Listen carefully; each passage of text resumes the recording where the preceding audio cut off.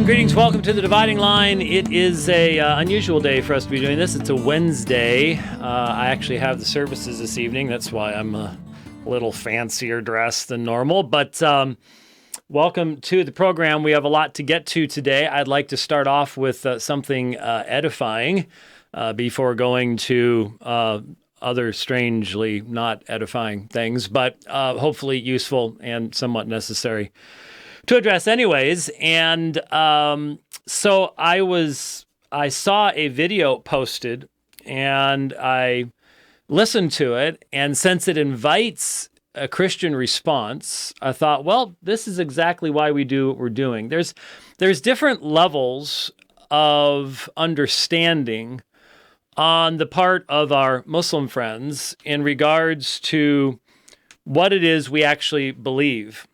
And I honestly think that one of the reasons that some people, again, the refusal to recognize that there are different kinds of Muslims, there are different Muslims with different levels of understanding of other world religions or their own religion for that matter, leads a lot of Christians to attempt to compare Muslims to religions in the West. And so, yeah, there are times when you can talk with a Muslim and it sounds like you're dealing with a standard Jehovah's Witness argumentation against the deity of Christ, something like that. But then all of a sudden it'll take a hard right turn or left turn, or all of a sudden it'll change. And you realize that, yeah, well, okay, the only thing they really had in common is they were denying the deity of Christ. And a lot of people are just afraid to engage in these topics because of all the complications and things like that. This is a video from a Muslim. Now, I know Muslims with significantly greater understanding of Christian theology than this gentleman has. But they're the unusual Muslims, especially Muslims from other countries, rarely have had meaningful, in-depth conversations with articulate, well-trained Christians, and especially Christians who recognize the need to be able to express Christian theology in a way it's understandable to someone on the other side. Now, obviously, Christians who live in a majority Muslim country, they recognize the need of being able to communicate to the Muslim people. Much of, for example, what we're going to be listening to from Steve Camp demonstrates Steve Camp is an American and doesn't go anyplace else. Because the Apologetics of Ignorance, you don't need to know what anybody else believes. You just got to know the gospel. Well, that sounds great. It has a tiny modicum of truth to it if you're talking about brand new Christians, but it has nothing to do with what it's like to live as a Christian in a Muslim majority country, because they recognize, being in the minority, that if they want to reach out to the other side, that it's going to be up to them to build the bridges of communication, and that requires them to have the materials to build the bridges. And the only way to get the materials to build the bridges is to do study.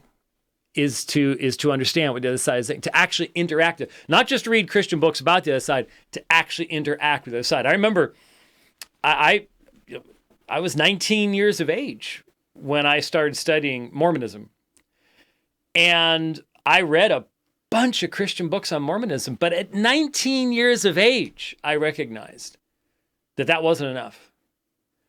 That if I was going to be talking to Mormons, I needed to understand what Mormons actually believe from Mormons.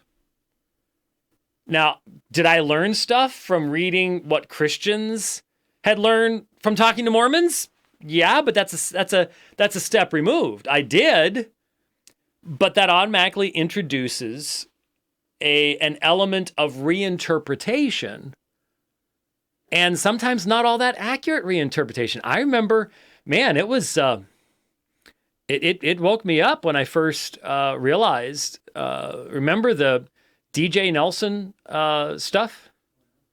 One of the first books I read on Mormonism was Maze of Mormonism by Walter Martin. Well, there were problems in the book.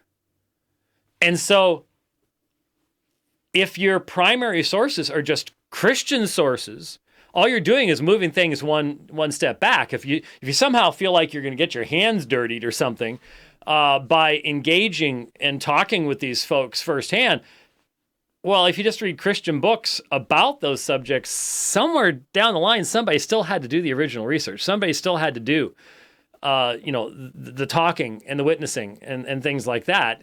Are you really accomplishing anything by just keeping them? It doesn't make any sense. So anyway, people in Muslim majority nations recognize the need to understand so as to be able to communicate with clarity. If you don't understand what the other person's thinking, then you are increasing the probability that you're going to end up, going down blind alleys. How many times I've spoken with Christians down through the decades, and their biggest complaint was, I thought I was prepared, but man, I got into this conversation. I thought things were going well, and then all of a sudden, I just discovered we hadn't really been communicating all along. And it's like, that's because you didn't understand what they were saying here at this point. By the time you realized that they were over here and you were over here, you were out of time and you weren't able to accomplish anything. So you will encounter different kinds of Muslims with differing levels of understanding. And hence the questions that they will ask about your faith. Now, here is a Muslim, and he's going, hey, in light of what you all say about the Trinity, what about this verse? What about that verse? How does this make any sense? This is street level, in the taxi cab. If you go overseas, get out of America, type everyday, need to be ready Christianity.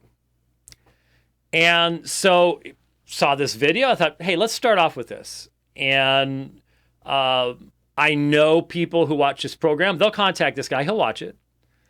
I don't know him individually. I don't know him personally, but he'll see this. So we're gonna respond because he asked. We'd like to hear what the Christians have to say about this. We'd like to understand how the Christians can understand this. And so, cool. Let's actually do what we're criticized for doing before we talk more about that criticism. So here's, you got everything over there? Okay. And I'm plugged in sound-wise, so we're good there. All righty, we're professional around here. Ready, set, go. In this short video, we want to discuss, as I mentioned, a very touchy topic, a very touchy verse in the Bible. And I'm being full of pun when I say that, because this event actually lends to a very physical experience that occurred as relates to the triune God in the Bible. This event is when the conception of Jesus was announced to Mary, peace be upon her. When the conception of Jesus, peace be upon him, was announced to Mary, peace be upon her. Now, I'm going to read the story that's found in Luke, the first chapter of Luke. But I want us to keep in mind throughout the story the doctrine of the Trinity and what the Christians believe as it relates to it. Then I will pose a question, hoping that any Christian can come and clarify and explain this to us. Because remember, this is for the sake of clarity. So there you go. I think for the sake of clarity, we will respond. That's exactly how we should do it.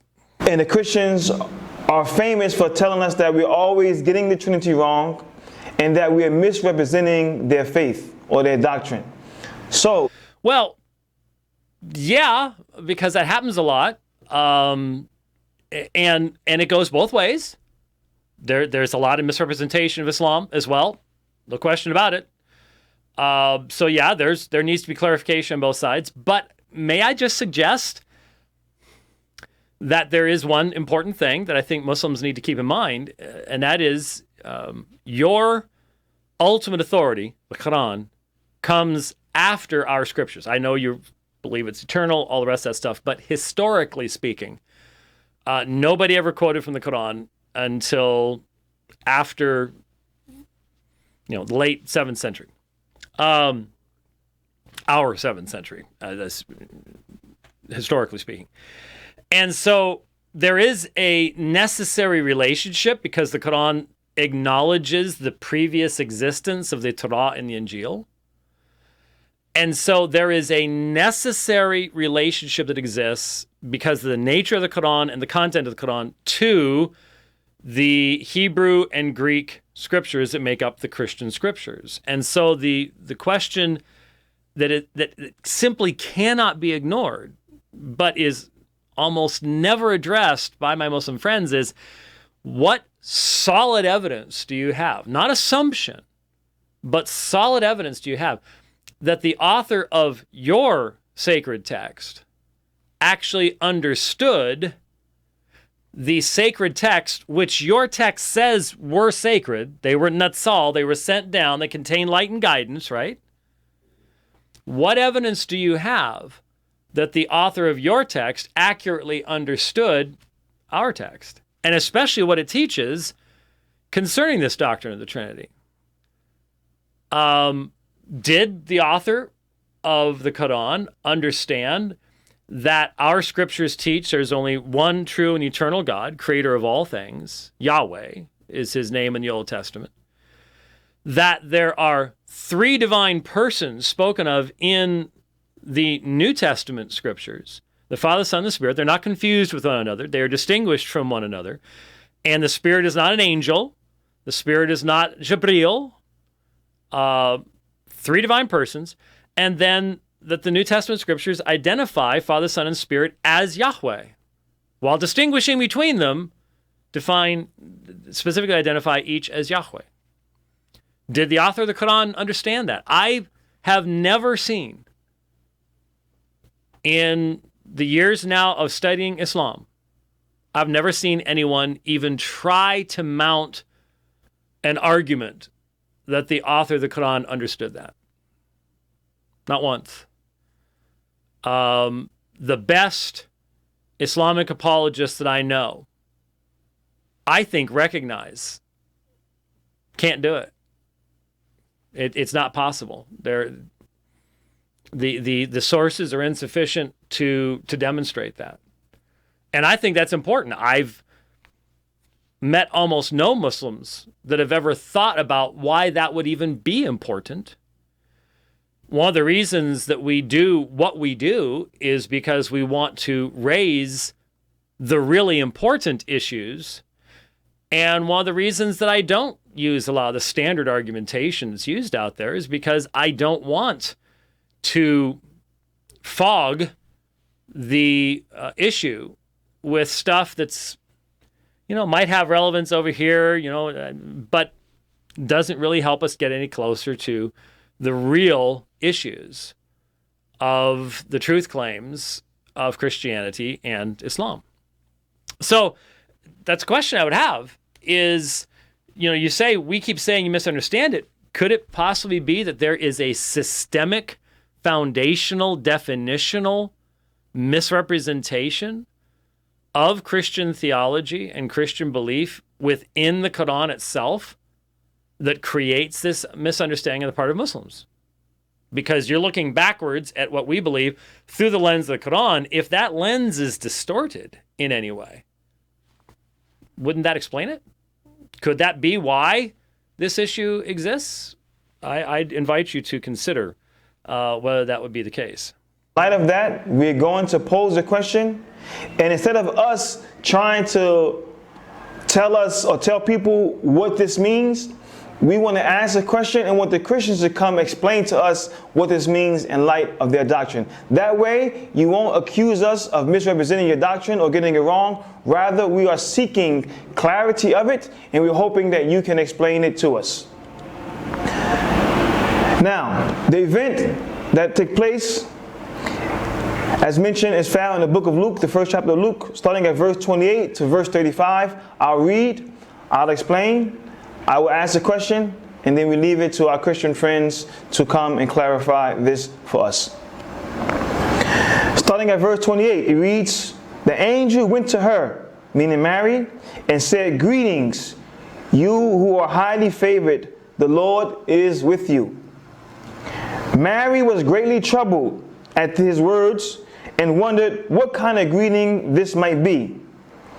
But the angel said to her, 'Do not be afraid. Mary, you have found favor with God.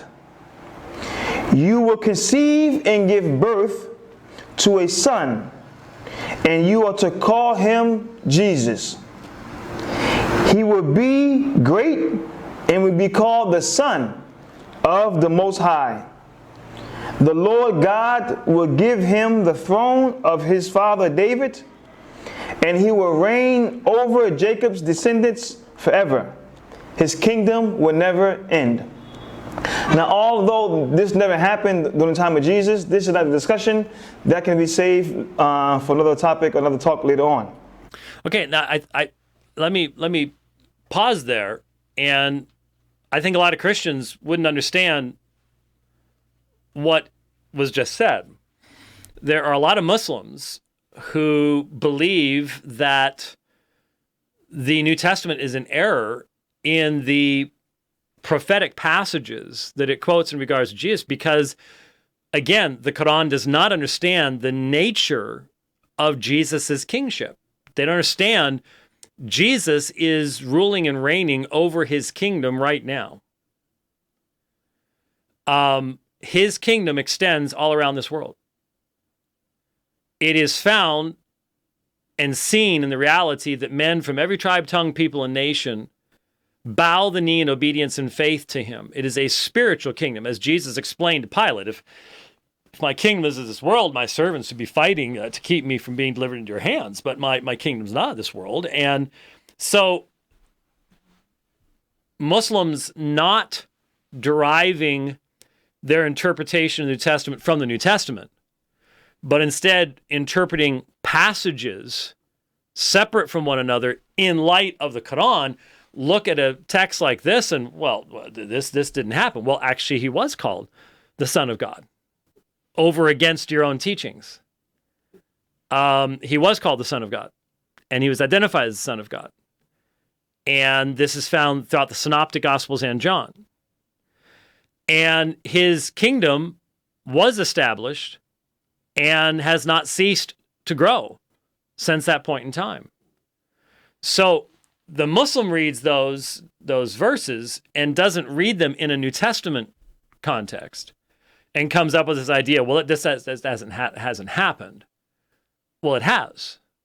And every Christian, if they want, it depends on whether the Christian wants to be effective, a useful, sharp instrument in the Lord's hands to be used to reach these precious people, or whether you just want to keep them, as far away as possible, then that'll depend on whether you want to understand these things and hence be able to give a response to this kind of thing. But this impacts the interpretation, because if you think that the beginning of the passage contains errors, things that never happened, false prophecies and things like that, you're never really going to be looking to be overly fair and seeing the entirety of the text. And that's unfortunately what happens.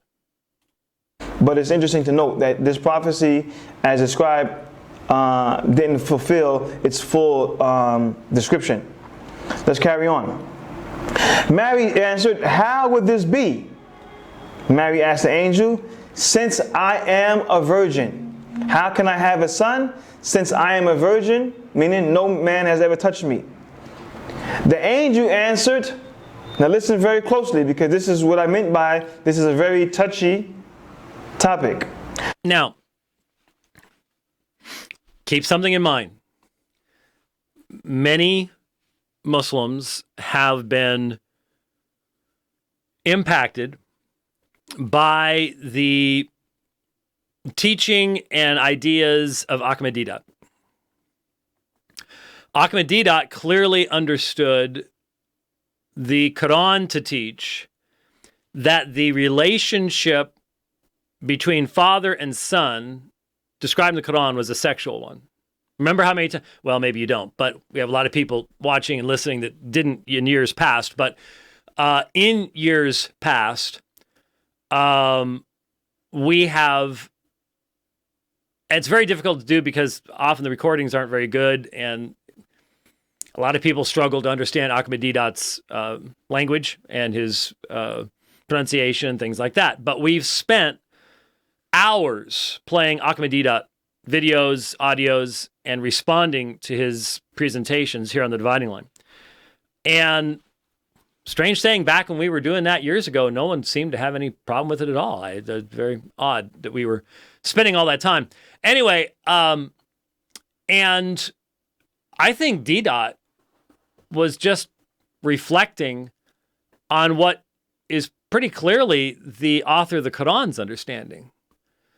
There are a number of texts in the Quran that seem to indicate that sonship, the idea of being a son of God, is a marital sexual relationship, which is not, of course, what Christians believed, or certainly not what they believed in 620 AD or 632 AD.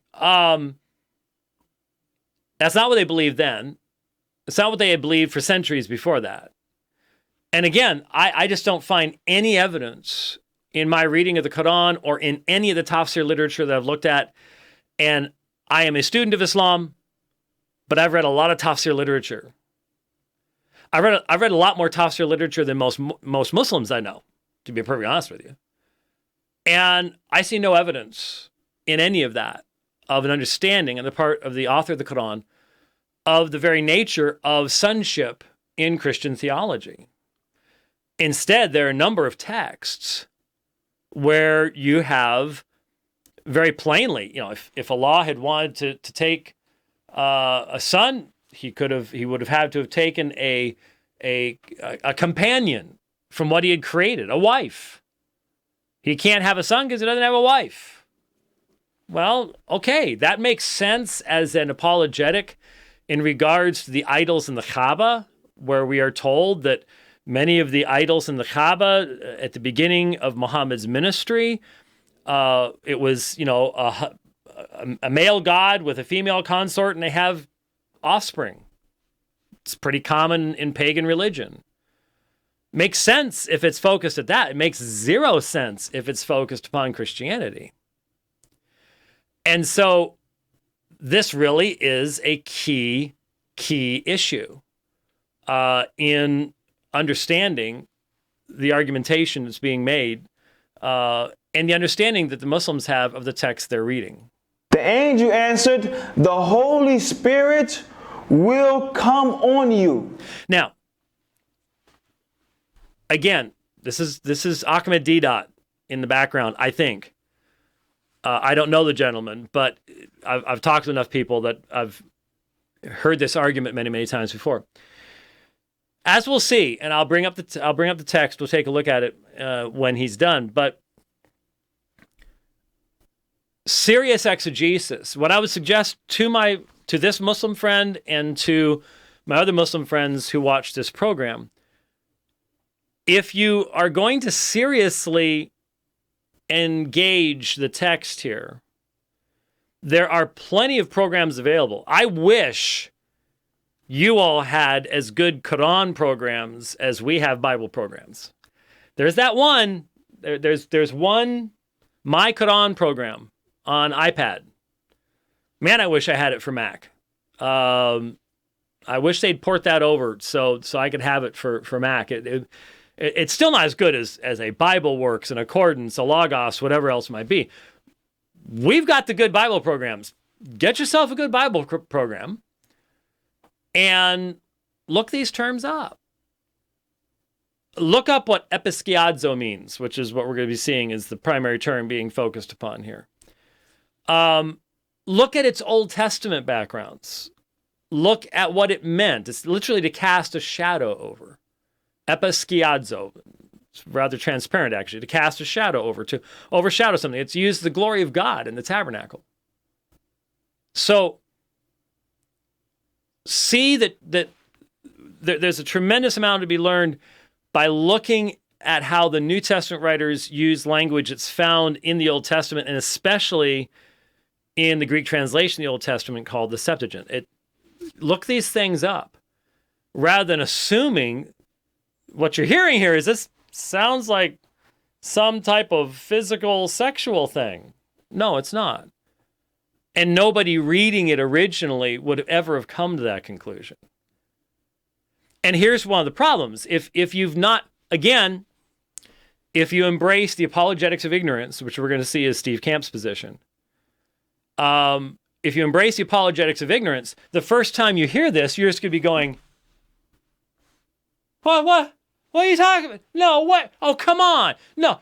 And there's never going to be any meaningful communication. But if you've actually taken the time to actually, be prepared, because you want to be used as an instrument of God's peace in these people's lives, even right now watching this, once you've heard this, let's say you're talking to the cab driver, you're talking to the student at the university, you're talking to whoever, and they say, well, I'll be perfectly honest with you, I've never really understood what the Trinity was about, and for example, the thing about the birth of Jesus, because this is going to come up a lot because the Quran addresses it. The author of the Quran was confused about it. So that's going to come up over and over again, and if you've heard it, then your response doesn't have to be shock. I've never heard anything like that before in my life. I can't believe anybody would think something like that. Because it's never crossed your mind that there was something sexual about it, unless you read Brigham Young. Then you'd, that's a whole other mess from a different perspective. But you and I have never given that a second thought. And so once you've heard it and realized, okay, because of the Quran, because of the nature of the author of the Quran's misunderstanding of sonship, here's a situation where I'm going to be able to go into the text. I'm going to be able to provide the context. Maybe if you're really wanting to be prepared, mention some of the texts we'll look at later on in the Old Testament as to what episkiadzo means. And then I'm going to be able to transition directly into the fact that the angel, and angels don't lie, do they? In talking about the birth of someone you believe to be a great prophet, said he'd be called the Son of the Most High. So now I can talk about what the truth about Jesus as the Son of God actually means. And so I can take a misunderstanding and use it as an open door to the proclamation of the truth if I'm prepared. If I'm not prepared because I've been listening to Steve Camp, then I won't be able to do that. And some of you are going, what are you talking about? We'll get to it. Steve Camp was on Janet Mefford's show 2 days ago, and they presented the Apologetic of Ignorance. You don't need to study that stuff. All you got to do is preach the gospel. Sounds great. It's utterly foolish, but sounds great. And we're demonstrating that. That's not why I chose to do this. It just happens that if you're actually going to do apologetics, if you actually get out there in the world and do something, the argumentation that was presented will just fall apart. And it did fall. The inconsistencies would be interesting to show once we get into that interview. But anyways, so here's your example. Living example right here, right now. The Holy Spirit will come on you, and the power of the Most High will overshadow you. The power of the Most High will overshadow you. So, therefore, because of this touching, or because of this coming on you and overshadowing you, because of that, so the Holy One to be born will be called the Son of God. Now, let me just for this gentleman's edification especially, please note that in these earliest sources, there is no way to separate out the biblical concept of sonship. This is the idea that somehow the New Testament documents have been changed or altered. This is added in a later point. Indefensible. The earliest manuscripts we have all the manuscripts up to the time of the Quran. Remember, the Quran says the people of the gospel judge by what's contained therein. You've got a real problem here in having to recognize that the angel was using language that you find to be untrue. You have to reject it. Why do you have to reject it? Because the author of your book had a different understanding than the author of Matthew. But why did he have a different understanding? Did he even understand what the nature of sonship was? Because you don't understand what the nature of sonship was. He's called the Son of God because of a supernatural birth. There's nothing sexual about it. I mean, was there something sexual when Allah made Adam and Eve? I mean, wasn't that personal? No, of course not. So if God can make the human being, then God can create a perfect human being in the womb of a woman, can't he? Is Allah not able to do that?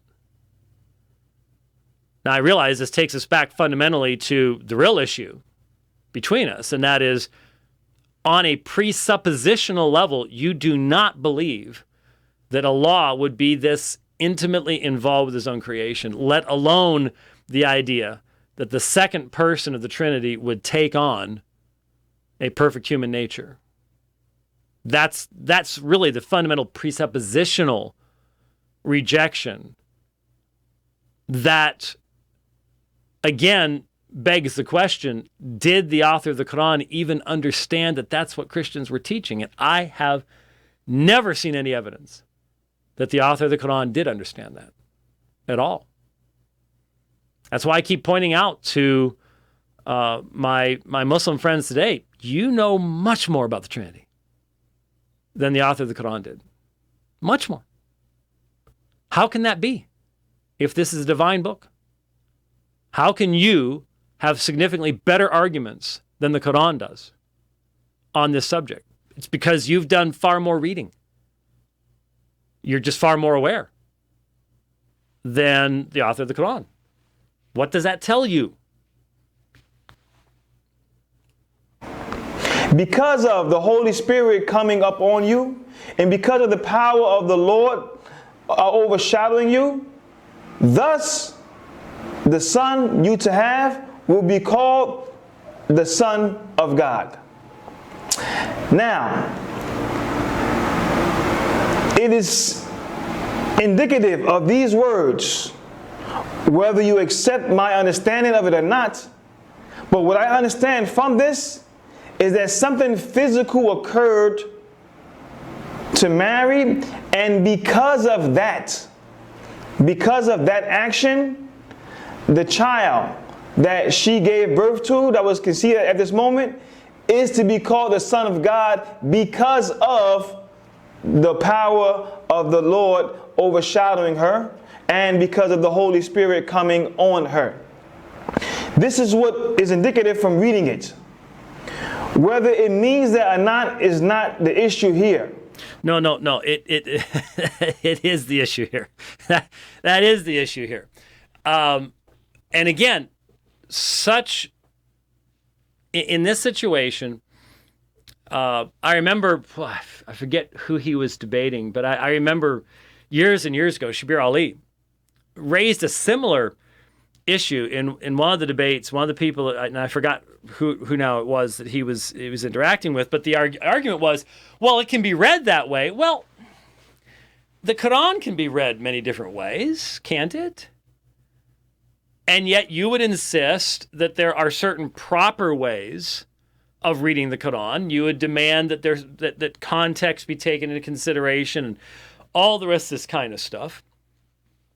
And in so doing, you have to be consistent. Now, once we're done here, I'm going to go to Luke chapter 1, and we're going to look at what the text is actually saying to answer the question. But the question has to be, what did the text communicate to the original audience? What did the original author intend to communicate? What did his original audience, what would they have understood? So the original languages, not Arabic, but Koine Greek. This is Luke. I've never Well, I suppose there's somebody out there that probably suggests Luke was written in something other than Greek, but not very many. It's written in Greek, and so you need to look at what the terms meant in their own context. And the idea, this is some type of indication of physical, sexual reproduction would never have suggested itself to the original audience, any more than there was something physical or sexual about the glory of God overshadowing the tabernacle or something. Just doesn't make any sense. It is a supernatural action that's going to result in the beginning of a human life. But it is only looking at that from the underside of physicality that gives you any idea of the conclusions you're coming to. If you allow the text to define itself, God is bringing his son into the world through this virgin woman in holiness and purity and without the utilization of physical means of normal regeneration, i.e. Joseph. That's what the text is about, as we'll see when we dig into it a little bit more carefully. But I want us to hear the Trinitarian aspect here, so let's listen in. But this is what's to be understood from it on face value. But this is not my question. I just want us to keep in mind and understand that these are some of the reasons why we misunderstand the Bible and the Christian doctrine, because of verses like this. So, Christians, please explain this to us in light of this verbiage, in light of this expression. Now, the question I have in relation to the Trinity doctrine is that when Mary was in a state of conception, when the angel came and told her that she would be given a child, when she was in a state of conception of Jesus, was all of the members of the Trinity, of the Godhead, responsible for this? Was all of the members of the Trinity, of the Godhead, responsible for this conception of Jesus in the womb of Mary, including Jesus himself? The Bible tells us that the Holy Spirit will come upon her, and the power of the Most High, the power of the Lord, will overshadow her. So we have here two entities at least, the Holy Spirit and the power of the Lord, taking part in something that will relate. Just very, very quickly, no, you do not have two separate entities. You're misunderstanding a standard Hebraic means of expression. It's called Hebrew parallelism. It's found all through the Psalter, and it's a renaming. So you don't have two different persons here. This is something that the Holy Spirit of God accomplishes, not the Son. It's not the Father that does this. It's the Spirit of God that does this. The Spirit, third person of the Trinity. So it's not the Son. The Son is the one who becomes incarnate. It's not the Father. He doesn't become incarnate at all. So that's pretty much the answer to your question, but we'll let you finish it all up. Result in Mary being pregnant. And therefore, because of that action, the baby that she has should be called the Son of God, directly relating this to the action of the Holy Spirit and the power of the Lord. But according to Christian doctrine of the Trinity, because they are all one being, if one being does if one of the persons of the Trinity does something, then all of them are equally responsible because they're one being. Why do you say that? I just have to challenge this. When you say equally responsible before whom? I mean, there's one will of God that's being accomplished, but the Father takes one role and the Son another and the Spirit another. So you're trying to conflate the persons rather than recognizing that in divine revelation, the roles that they take are distinguished from one another. And just because the infinite, timeless being of Yahweh is fully shared by Father, Son, and Spirit doesn't mean that every action of the Father is the same action of the Son, the same action of the Spirit. That doesn't make any sense. There's what ground do you have for making that kind of assertion? All you're assuming is, well, you can't make a distinction. They're assuming there really isn't any difference between being and person. Well, there is. This is an example of it. The baptism narrative was an example of it. And so it's not an overly good argument to simply say, well, I'm just going to deny that you can differentiate between being and person. Well, the text right here is differentiating between those two things very clearly.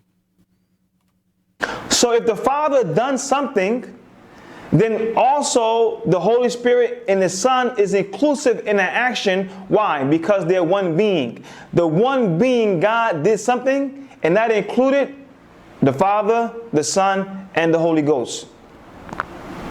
So, to conclude, if this is the case, and if this is true, does this mean that Jesus, who is part of the Godhead, who is part of the Trinity, does this mean that Jesus was equally responsible for impregnating his mother with his own self? If Jesus is part of the Godhead, and the Godhead is one being that consists of three persons, Father, Son, and Holy Ghost, and we read clearly in the verse in Luke that the Holy Spirit came on Mary, and the power of the Lord overshadowed her. It didn't mention Jesus, but are we to assume and assert that because Jesus is part of the Godhead, part of the Trinity, that he was equally responsible for this action that gave conception to himself? Did Jesus partake in impregnating his own mother to give birth to his own self? These are the questions that we have, and we would like for the Christians to come and try to answer for us for the sake of clarity. Okay, and so that's what we're doing, and I appreciate the question. We've probably already given the answer, but each of the divine persons takes a different role. You're assuming that since Father, Son, and Spirit in eternity past chose to bring about their own glorification through creation and the redemption of a particular people, which includes the incarnation of the Son, his dying for that people, their union with him, their glorification, etc., that there are not real differences because there's only one divine will, overarching divine will, that somehow because there's one overarching divine will, that there cannot be specific issues, specific realms of activity. So the Father does certain things, the Son does certain things, the Spirit does certain things. It was the Spirit who was the supernatural agency by which the beginning of the human life of the Messiah was brought about. And it was the Son who joined to himself that perfect human nature and was born of the Virgin Mary. And it was the Father that decreed that this is how it would all be done. They take different roles.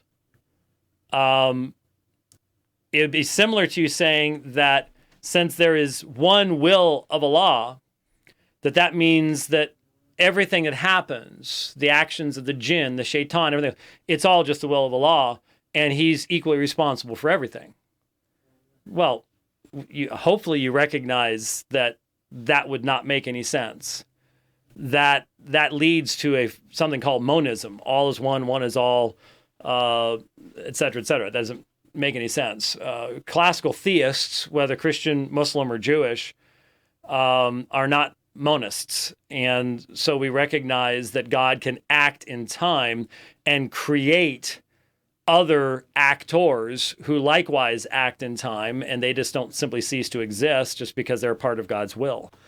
So there's a fundamental assumption error in your argumentation that ignores the fact that the text specifically identifies that it's the Spirit that brings about the beginning of this life. And then if you take the Bible as a whole, John 1:14 tells us that the Word was made flesh. Oh. Yes. Yeah. Great. I'm sure that was probably very interesting. So, for the sake of clarity, and by the way, just for clarification, I've just noticed this in looking at the title of the video. It says, for the sake of clarity, part 2, Immaculate Conception of Jesus. Immaculate Conception? I'm not sure what you mean by that. Are you confusing that with the Immaculate Conception of Mary? In Roman Catholic theology, it comes much, much later. I'm not sure, but you got to keep those things separate. So there you go. There's that, and I hope that is of use to everyone. Let me change over here. All right, you should have a different feed now. So there is an example of how you can take an objection that most Christians have never even heard of. Let's just be honest. Our audience is a little bit different. But the vast majority of Christians have never heard that kind of an objection to the doctrine of the Trinity, and as such would struggle in providing a coherent response unless you do preparation. And we try to encourage folks to do that. At the very least, if you've heard this discussion before and you heard the objection again in the future, you'd at least maybe not have as emotional a response as sometimes people have. And when you have an emotional response to a question, that frequently sidetracks and destroys the conversation, and that we want to try to help those things not to happen. Now, before I go to the next portion, I did want to make a quick comment.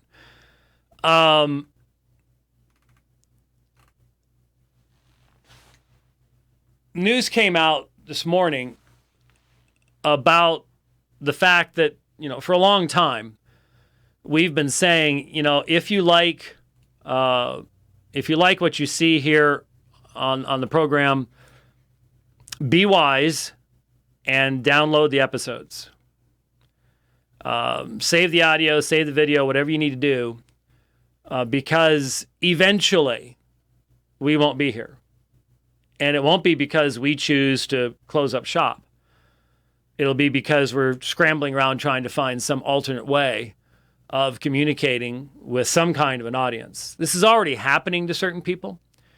Some of the big programs out there have already found themselves effectively banned by Google and Facebook, and they will be working down to us small fry over time.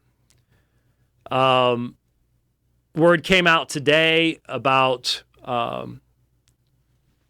they're establishing a category for videos where they decide that your material contains religiously extreme views, and that you'll still be able to upload, but basically no one will be able to find it unless they have the exact URL.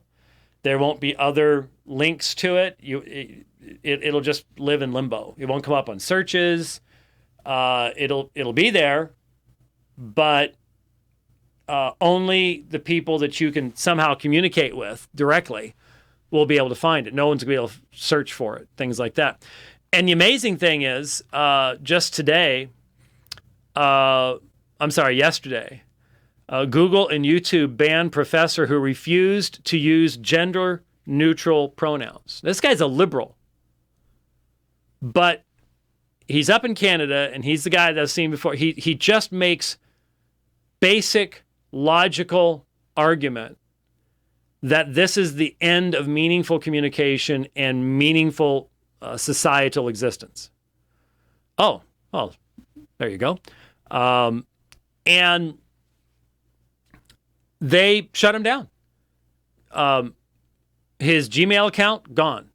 His YouTube account, gone. Now, he had enough contacts to raise a stink, and he got his stuff back. But most of us don't have enough contacts to be able to do that. And so, once again, just a brief note here. The secular totalitarians are on the move, and it's happening fast. And when you can no longer find us, hopefully you can still find aomin.org. And obviously we'll be doing what we can to try to find. It's pretty hard to get around Facebook and Google. These folks own the internet. And once they decide, and of course only they get to decide, there's the totalitarians are totalitarians for a reason. And they don't debate, they don't argue, they don't reason. They shut down any view that they find offensive. And the people who think this is a good thing need to realize that they don't have any protection against these people too. You may go, I think it'd be great if you'd shut down those conservative Christians and people like that. It'd be great. What happens when you have a viewpoint that doesn't exactly fit with them? There's not going to be anybody left to complain when you get shut down. That's the nature of totalitarianism. Freedom of speech, freedom of expression, liberty, dying quickly. You know, it's funny. I was listening to Robert Spencer on the Janet Mefford show. I listened to the last 2 episodes he was on. He's on very regularly. And there was almost nothing he said that I disagreed with. Almost nothing he said that I disagreed with. Jihad Watch is being filtered, it's banned in many places in Europe. They just won't even let it there. Any of the information there. These big internet companies are leftist totalitarians, and they're doing their leftist totalitarian thing. Well, what was interesting, while we would agree with so much of what he said, what was fascinating to me is in listening to 2 full interviews between Janet Mefford and Robert Spencer. There is a lot about Islamic extremism, jihad, the censoring of people who would sound the warning, things like that. Words that were never heard. Gospel. Salvation. Pray for Muslims. Reach out to Muslims. Communicate in love. It's not what Robert Spencer's about. He's into politics. He's into world politics. He warns about extremist Islam. Unfortunately, frequently extends that out, and certainly in his audience mind, the audience comes to the conclusion, and that's the only real Islam. But there was nothing about any of those things on a Christian program. Nothing about reaching them with the gospel. Nothing like that. And what I'm discovering, especially in listening to Janet's interview with Steve Camp and things like that, a lot of these folks, they want to talk. They know the orthodox terminology to use. We need to love the Muslims. We need to reach out to them with the gospel. But when it comes to actually doing it, they're far more concerned about our freedoms and our culture and our Constitution and U.S. and West, the Western culture and all the rest of that stuff, than they are the gospel. It just becomes very, very clear. Very, very clear indeed. So anyway, just be aware if one day we just all disappear. A few months ago, I was told my name's on the shadow ban list in Twitter. So, I could try to log in one day and gone. Not there anymore. I'm seriously thinking about, taking some steps to try to have other ways of doing things, but there's only so many things you can do. Yeah. And so if that happens, go to aomin.org. We would hopefully at least still have our own domain and server. Yeah, who knows? Because I know we've utilized some of those big guys in the past. I'm not sure if we are now, but if they decide to take you down, you disappear. You're gone. It's going to happen. It's just don't know when. Just don't know when, because these to stand and say that, for example, there are only two genders. That this is how God made us. This is good. This is right. To say anything other is to defame God and to denigrate humanity. Well, that's fully defensible in debate. It's logical. It's rational. It is completely commensurate with our experience in this world. But it's now considered societal heresy. And the totalitarians don't care if they can debate you on it. They won't debate you on it. As long as they can get away with silencing you. They don't care about liberty. They don't care about freedom of expression. They will use the great technology we have to silence anyone who says anything other than what they want you to think and to say. And every day brings more and more evidence that they are moving and they are doing it. And I don't know what there is to stop them outside of Maranatha, come Lord Jesus. There you go. So with that, last evening, I blame some guy. I was going to, what? Oh. You got to get those little red lights, man. I don't know what you're aiming at. Yeah. Yeah, no, just a light on the camera. With all your gadget stuff, you can't come up with a way to have a little light on a camera? No, not a laser pointer. This should be easy. Go on Amazon.com. Just type it in. It'll come up. I can assure you. Little red remote light. Cutting my head off though. I have to feel like I'm ducking down like this so I can fit in. So because if I sit up straight, I cut the head off. Anyway.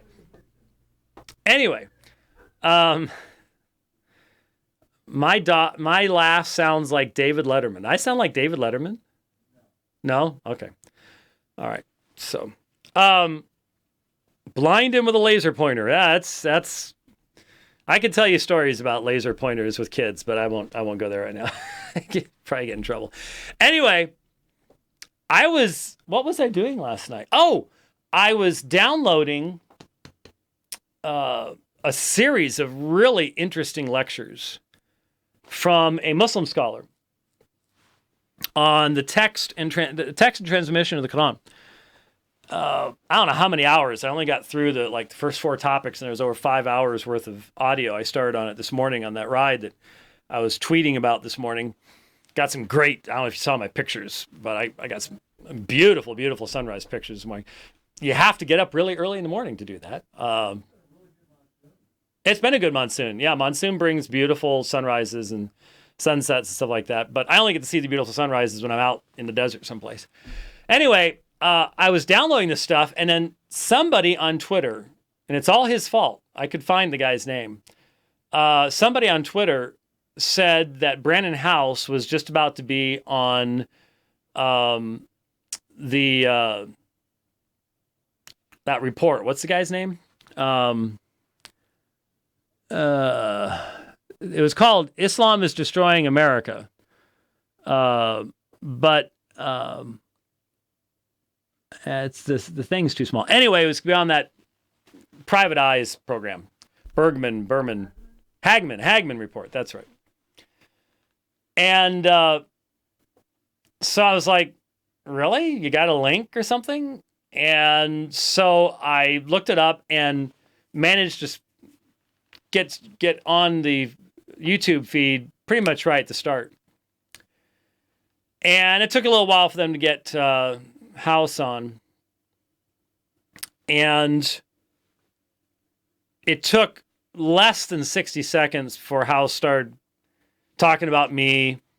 And of course, just, well, the only way to describe when someone continues to repeat statements that have been factually refuted repeatedly, I think that's called lying. No matter how zealous you may be, no matter how absolutely convinced, I think it's called lying. And it didn't take long before Howse was into it. And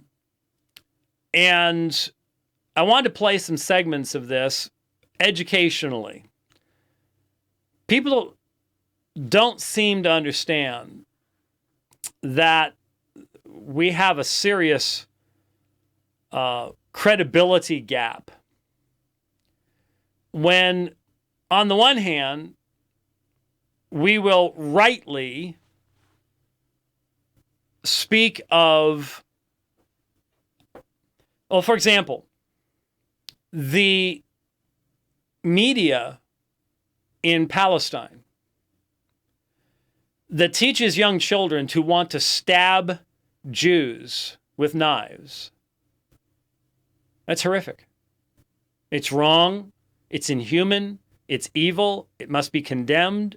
It has to be stopped. Not by government action, but by changing hearts and minds.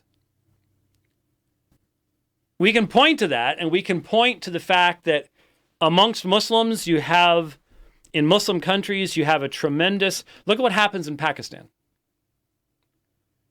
Look at the fear that Christians live in Pakistan, in many places, not in every place, but in most places in Pakistan, of the blasphemy laws. All a Muslim has to do is threaten to accuse you of having burned a page of the Quran or something, and you just have to do whatever the Muslim says.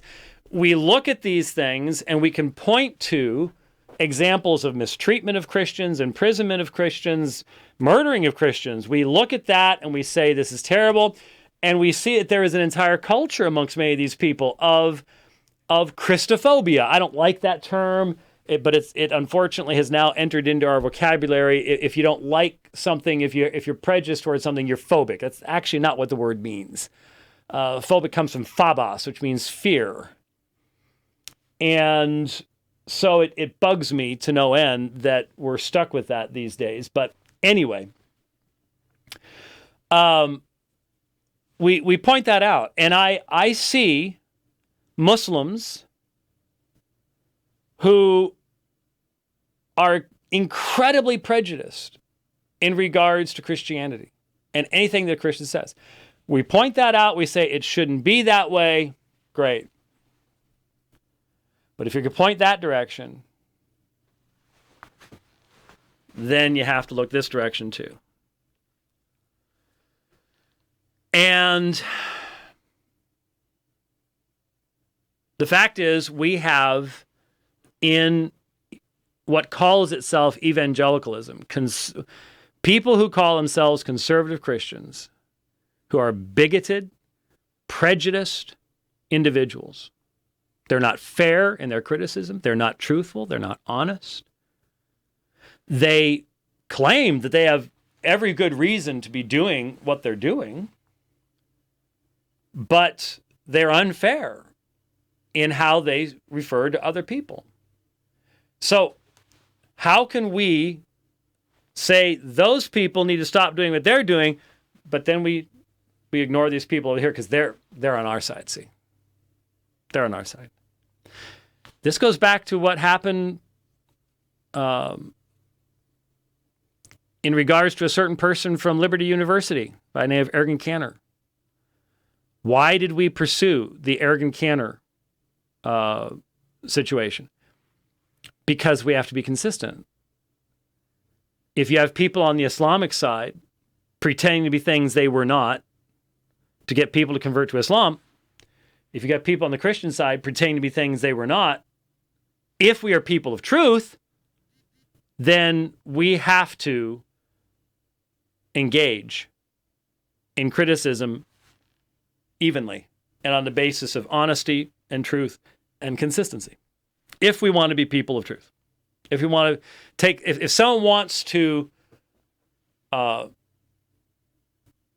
be a follower of Jesus Christ and say he is the way, the truth, and the life, then we need to be truthful. That's all there is to it. So, there are people who call themselves Christians who are grossly prejudiced toward Muslims. Brannon Howse is one of them. And as we're going to see, one of the things he says is, if you defend a Muslim, you're defending Islam. One of the things we're going to see is there's a tremendous incapacity to think in proper categories amongst the conspiratorially minded. And believe me, this program he was on, it's 3 hours long. So after House was on, I kept going back to see if I could download the video. They were still going on, so I watched some of it. They had some guy on about asteroids, deflecting asteroids, and UFOs and the U.S. government. I mean, we're talking, the Art Bell. We're talking, these guys are the Art Bells of Christian radio. I mean, every conspiracy theory you can imagine, Jesuits and Illuminati and everything fits with these folks. And the conspiratorially minded really struggle with maintaining proper category distinctions. And so there is, to the logically thinking person, pointing out that someone is abusing and misrepresenting and lying about an individual Muslim is not the same thing as defending Islam. But in Brannon Howse's mind, it is. In Brannon Howse's mind, it is. That's how he can weave these incredibly intricate fabrics of conspiracies. And I mean, you're gonna see this, but do you know something? Guess what? Rick Warren went to Fuller Seminary. I went to Fuller Seminary. Proves everything, doesn't it? Now, some of you are sitting there going, I didn't drink the Kool-Aid. What does that have to do with anything? Nothing. But in Brannon Howse's mind, it does. Because you see, there are a lot of liberals at Fuller Seminary. Now, there were back in the late 1980s, but they weren't nearly as bad as they are today.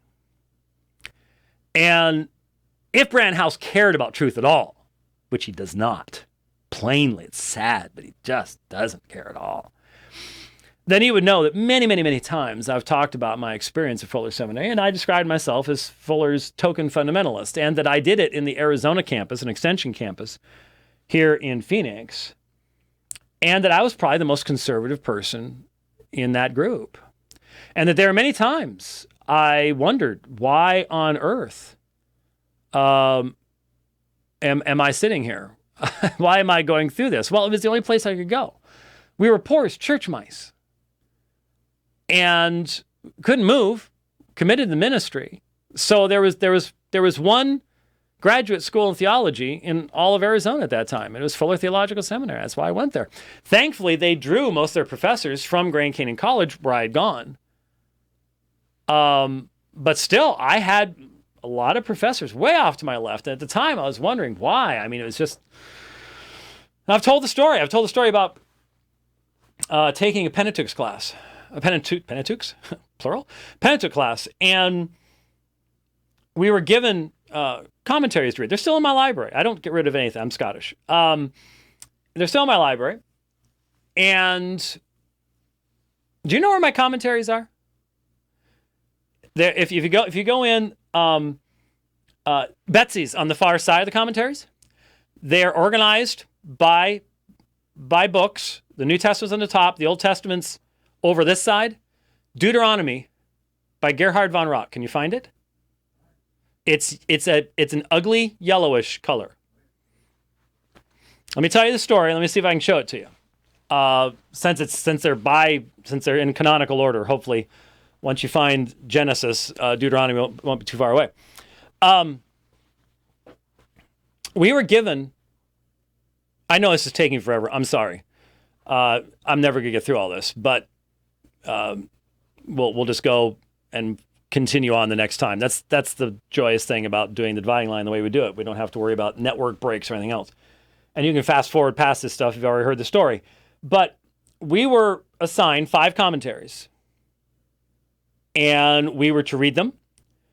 And we were to write a pro and con review. We were to give the positive points. We were to give the negative points of each one of these commentaries. Well, I remember the one, was it Deuteronomy or Genesis? Walter Brueggemann was one of them. That's the red and orange ugly thing. And here was Gerhard von Roth's commentary on Deuteronomy. And see, it's got my little library of. Thank you very much there, Rich. And it's not overly long. It's only a little over 200 pages long. It's marked. I was a good student. I did what I was supposed to do. My professor stood in front of the class and he said, "I believe this is the best commentary on Deuteronomy in print in English today." Well, I remember reading it, and I read it fairly, understood. You know, you can't go to Fuller without coming to understand the Graf-Wellhausen hypothesis, and you get really accustomed to interpretations of the Old Testament, where basically you just assume that it's a pile of self-contradictory, badly edited and redacted stuff. And but then I had to write my review. So I looked at it and I said, okay, let's yeah. Well, for example, look, here's one of my old. You know how old this card is, Rich? 266 2LDS, 266 2RCC, 266 2JWS. Yeah. Oh, and display pager. It's back when I had. Remember that my first display pager? Remember when we got that? Oh yeah. We're at 4747 North 16th Street. Doesn't matter. We give that address out now because it don't exist no more. No, it's not a train station. It's a storage facility. Yeah. Right. Anyway, there's the card. Check this out. Page 27. The book is a product of the theology of the time, is what I had marked, and then a blue N next to it, negative. I had to start off with the positives. Now, the professor has held this up and said, this is the best commentary in English available today. You know what I said in my review? This book has a very nice binding. It does. This is. Look at how. I mean, that is still well bound. This book had a very nice binding. Then I moved on to the negatives. Got a 98 out of 100 on the review. You know why? Because the professor could tell I had thoroughly read the book and thought through my criticisms.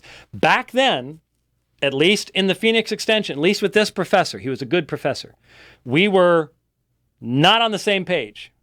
Definitely to my left. But you know what? He was brilliant. I learned a lot from him, and I feel sorry for all of you fundies out there that could not learn from a man like that. Because I could learn from him without having to agree with him. And for some reason, for a lot of fundies, you just don't get that. I learned that there. See, he was polluted. Well, there you go. Back then, you could still get a 98 out of 100 and disagree with everything you found in the book that the professor identified as the best commentary. When you have your hand up like that, you normally want to say something. Well, I was just going to point out, while you were on the subject of that address at that time, folks should know that when you say poor as church mice, yeah, that is the first building that we were evicted from before they tore it down, before the second building that we were evicted from that before they tore it down. Before we moved into your garage. Garage, yeah. That house is no, still actually, standing. Well, yeah, we did. But I wrote the King James only controversy in the second bedroom of that house. Yeah.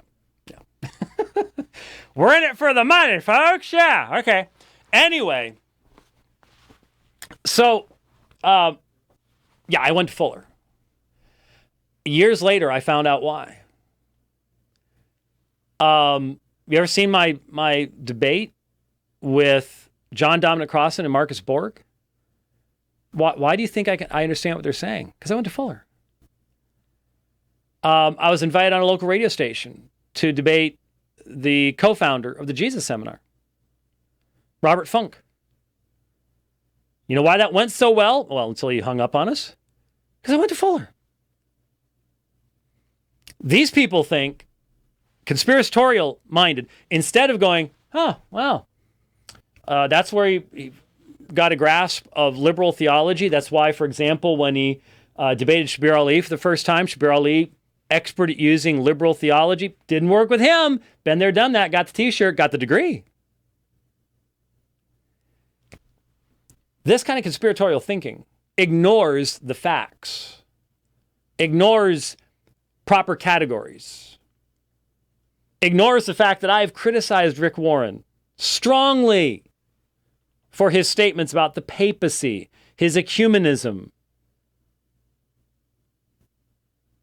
I've criticized him for compromise in regards to Islam. I have been criticized roundly for the videos I've put out saying that Christians and Muslims do not worship the same God. But you see, the difference is I don't just glibly say that like Brannon Howse. I don't just glibly say that like Steve Camp. I say it fully knowing that the Quran says otherwise. I say it fully knowing the background in Surah 3, the meeting between, at least in the Islamic sources, between Christians from Najran and Muhammad that takes place toward the end of his life. I say it with a background of all that so that when I criticize the conclusion, I can do so from a position of meaningful scholarship. These men have no earthly idea of any of that. And they're proud of it. That's the scary part. They're proud that they don't know. Woohoo, I don't know. I'm ignorant. Woo, I'm godly. No, you're not. That doesn't make you godly. Knowing that doesn't make you godly either. It's what your motivations are. But there's nothing godly about the Apologetics of Ignorance. It really isn't. I'm never going to get any of this done if I don't start playing it. Am I? I'm sorry. Do. All right. Let's you got it over there? Okay, let's dive in. Book. But listen to this, because this whole thing we talked about with James White, a minister who really, quite frankly, isn't that well known. He's only, really followed within Calvinist circles, Reformed theology circles. Mm-hmm. But outside of that, he's really not that well known. No. But it's shocking. It's not because it's a big deal, not because he's well known. It's a big deal because of who he is well known with. the people that follow him. That's what makes this a big deal. We know the mainline liberals, we know the neo-evangelicals, we know the social justice crowd are all about interfaith dialogue. Now, notice something. Brannon Howse recognizes that there is a difference between the liberal social justice warriors and their ecumenism and me.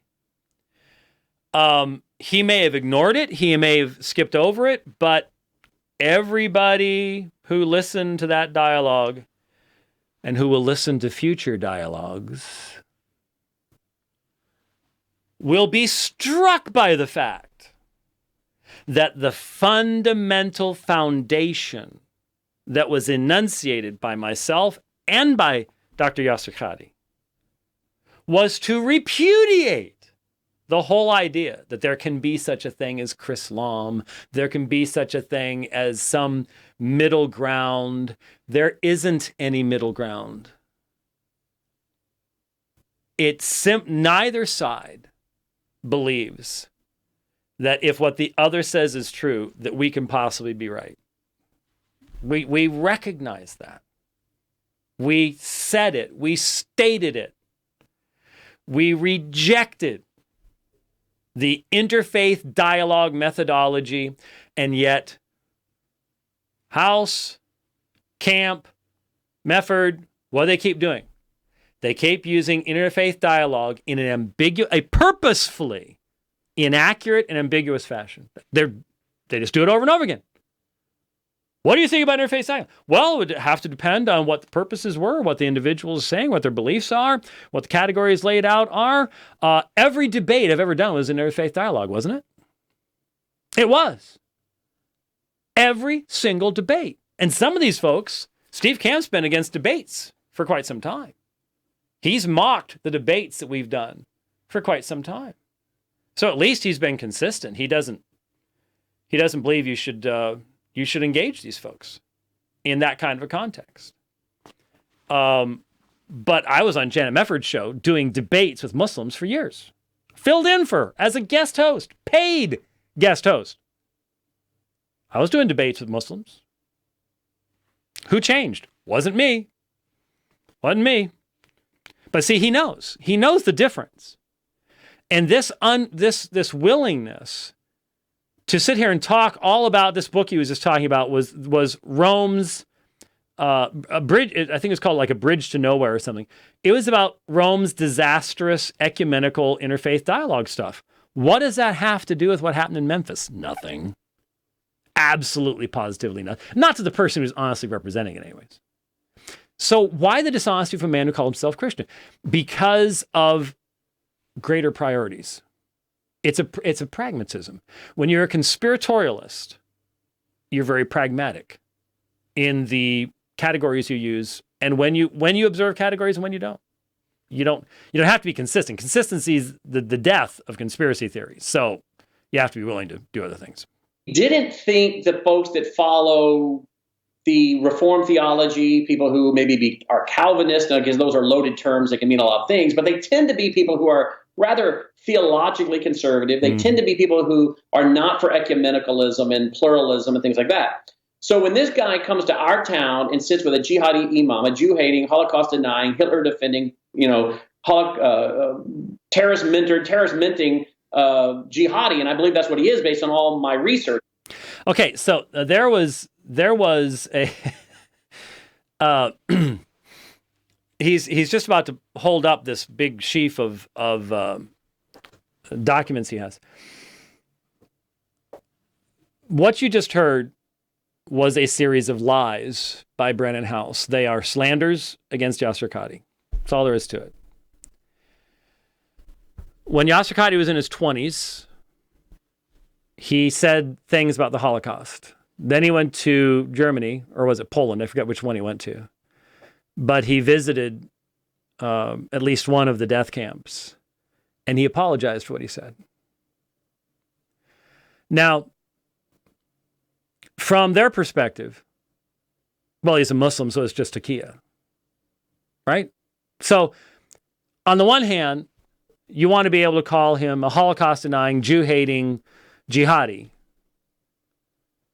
But then when he, as an older man, apologizes for things he said when he was in his 20s, you don't accept that. Well, because he's a Muslim. How can the man win? We say, on the one hand, we'd love to see the radical Muslims adopt a more peaceful perspective. And then when we do, we say they're liars. Brilliant. Just brilliant. This is the behavior of people who clearly have no connection with these folks and never will. Because they're disrespectful, they're slanderous, and you are not defending Islam to point out that Yasser Qadhi has apologized for what he said as a young man. And if you think that you are, then you are not thinking rationally. I don't know how you function in life. I really don't. If you can confuse those two things,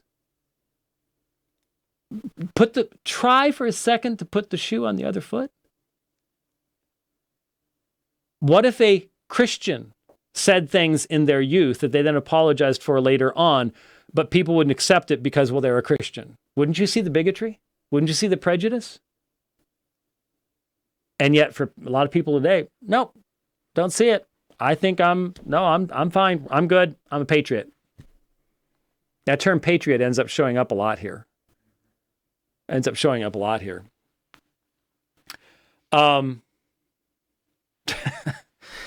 Okay. Someday I'm going to find a program that allows me to put bookmarks in here so I can do this faster, but this is the best I can do right now. Go about somewhere around, Cambridge, within 1 second. That's not too bad. All right, next one. Here we are in the Protestant world, the evangelical world, if you will, and we have battled the liberals. They started out, with things a few years ago. One example would be the Yale document that said that Muslims and Christians all worship the same God. Now, have I criticized the Yale document? Have I done videos on it? Have I done entire videos on whether we worship the same God? We do not. But of course, my answer to that is significantly couched within a study of not only historic Trinitarian theology, church history, but also Islamic theology, the Quran, the tafsir literature. And so it's meant to actually be a full, accurate, meaningful discussion that's supposed to communicate to Muslims, to explain that I'm not just giving a knee-jerk reaction. I just don't want to worship the same God you worship, but here's the reason that we don't worship the same God. And then that I build the bridge, not an ecumenical bridge, but the gospel bridge to being able to say, here's my problem. And I was doing this earlier in the program. My problem is that it's absolutely definitional to the Christian understanding of who God is, the self-revelation of Jesus Christ, the incarnation of Christ, the outpouring of the Holy Spirit. The doctrine of the Trinity is absolutely central. Here's why. And I don't see any evidence that the author of the Quran understood these things. And therefore, I would call you to consider that and to factor that into your analysis of why you believe that the Quran is divine revelation, all those types of things.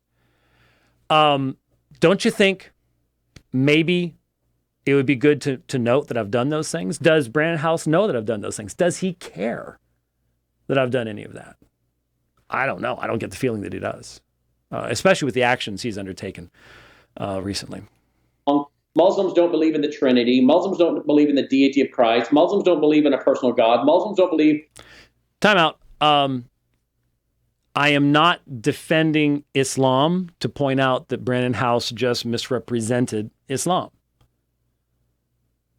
They believe in a personal God. Where'd you get anything else? What do you mean that what's your argument that Allah is impersonal? You can make an argument that being unipersonal is less than the Trinitarian concept in eternity, I guess, but I just don't, I'm sorry, I don't get the feeling that's where Brannon Howse is going here. He said God is impersonal. That's not true. And while the other statements were true, does he know why? Or is he just simply going secondhand information, trusting whatever sources he's chosen to utilize? That their God, their fake God, false God, Allah, would ever take on human form. So they don't even believe that. They just say this so that the ignorant... Now, stop. Now, again, they don't even believe that. The claim of the Quran is that Allah is the God of Abraham, Isaac, and Jacob. The claim of the Quran is that Christians have engaged in excess and gone beyond the revelation. So the claim is, yes, it is the same God, but you've gone into excess and gone beyond what is warranted, even in the teachings of Isa bin Maryam, Jesus, the son of Mary. Why not? I mean, that's basic Islam 101. Why misrepresent it? Well, I was just talking quickly. Okay, well, there you go. Christians will sign on to the Yale document, which is, again, put forth by them, and then all these neo-evangelicals came forward and signed the Yale document that says Muslims and Christians worship the same God. All you got to do is put into a search engine the Yale document, a common word, you'll find it, you'll find all the signatories. Well, and you'll discover that I'm not one of them. And you'll also find from Google, which hasn't quite scrubbed all of my stuff yet, that I criticized it. Then you have people like Rick Warren, you have Leith Anderson of the National Association of Evangelicals, Bill Hybels out of Chicago. You have lots of people, some folks from Fuller Theological Seminary, which went liberal many years ago. But we've never seen people from the Reformed, conservative Reformed camp of Baptist Reformed churches defending interfaith dialogue as they have with James White. And maybe, Brannon, maybe just possibly the reason is they recognize the different nature of what Yasser Qadhi and I did than these other interfaith dialogues, which are based upon compromise, liberalism, and things like that.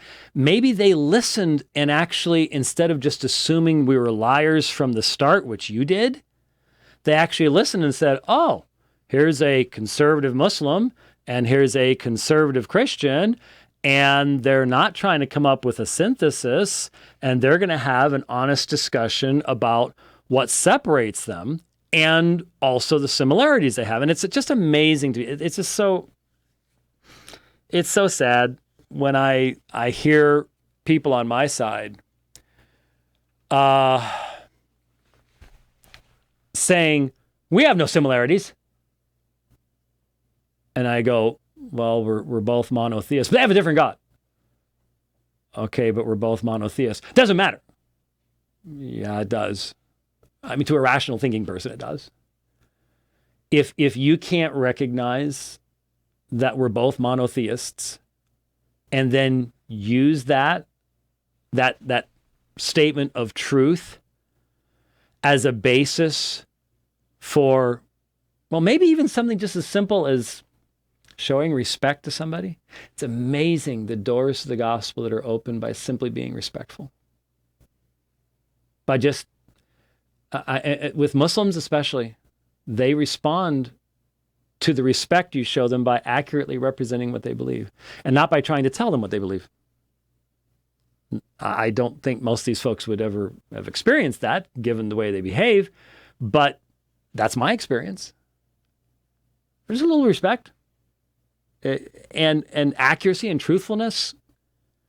We both believe there's one God. On that basis, now let's discuss what that one God has revealed about himself. We could ask questions about the coherence of unipersonality in regards to the assertion of, for example, Allah being loving unipersonally over time.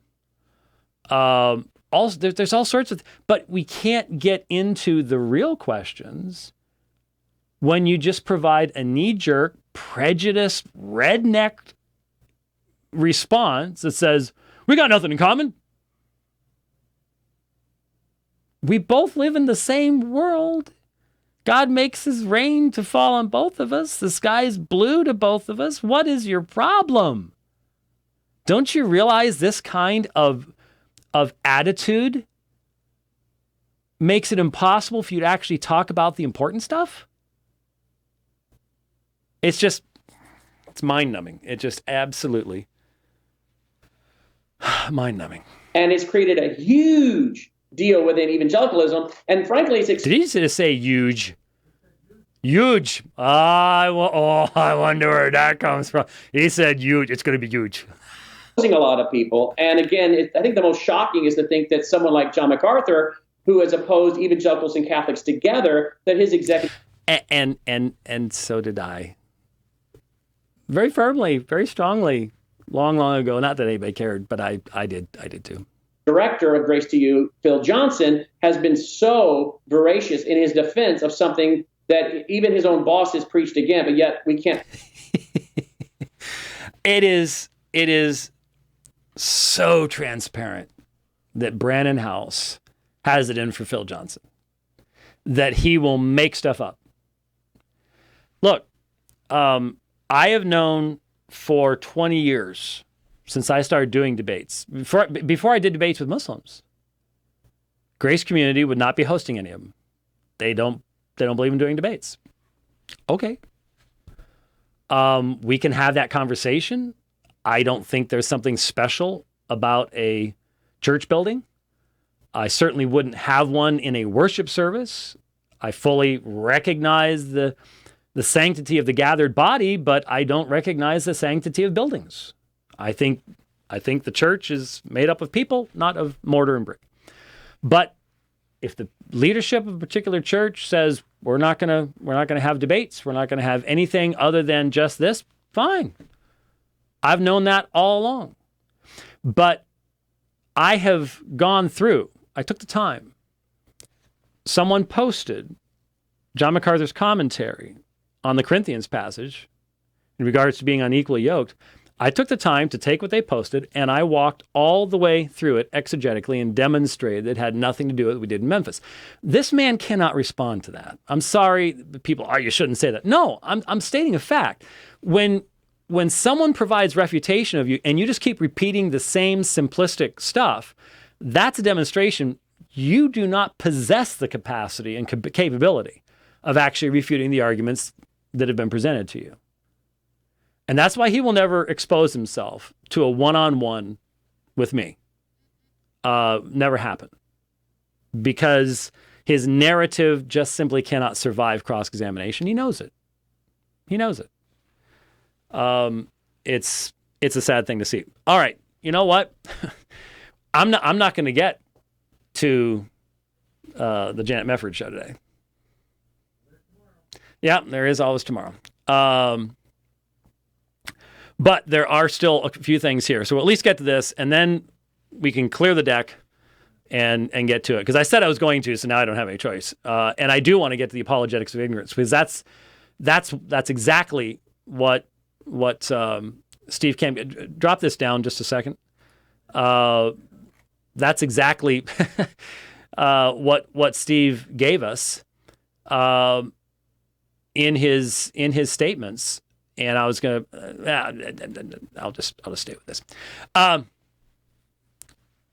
The idea being, we don't need to know all this stuff.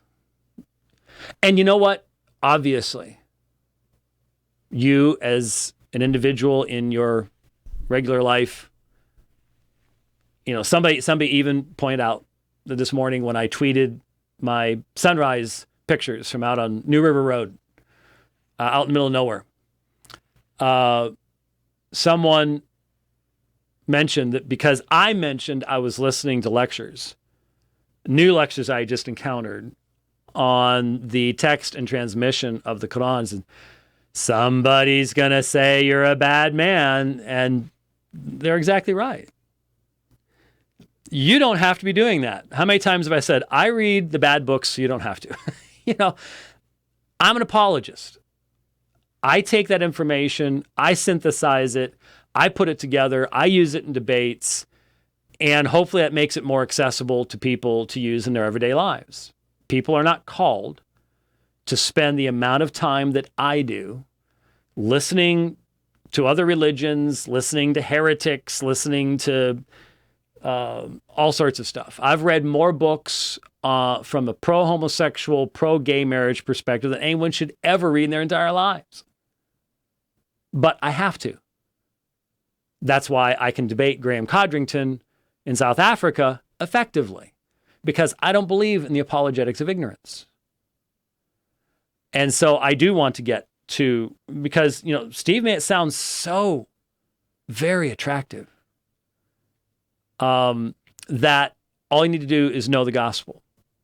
What he missed is there are many situations Christians live in where to be able to communicate that gospel to someone else that has barriers in front of them, we need to know more than just that. And that's the problem. That's why I want to get to it. So we'll finish up with the Brannon Howse stuff, and then we'll do, because some other things came out while this was happening. All right, let's skip ahead here. Let's see here. Oops. It's sort of funny watching him moving around here. All right, this is close enough. His prosecution and all this publicity. Okay, so he's asked if you ever heard the term Islamophobia. Getting from blackmailing Congress is just because of Islamophobia. Yeah, and you know how many of the Muslims call me an Islamophobic? You know how many of the neo-Marxists call me an Islamophobic? It's not an Islamophobic. I'm sorry, but you're either an Islamophobe or you suffer from Islamophobia, but you're not an Islamophobic. Guess what? Now, so-called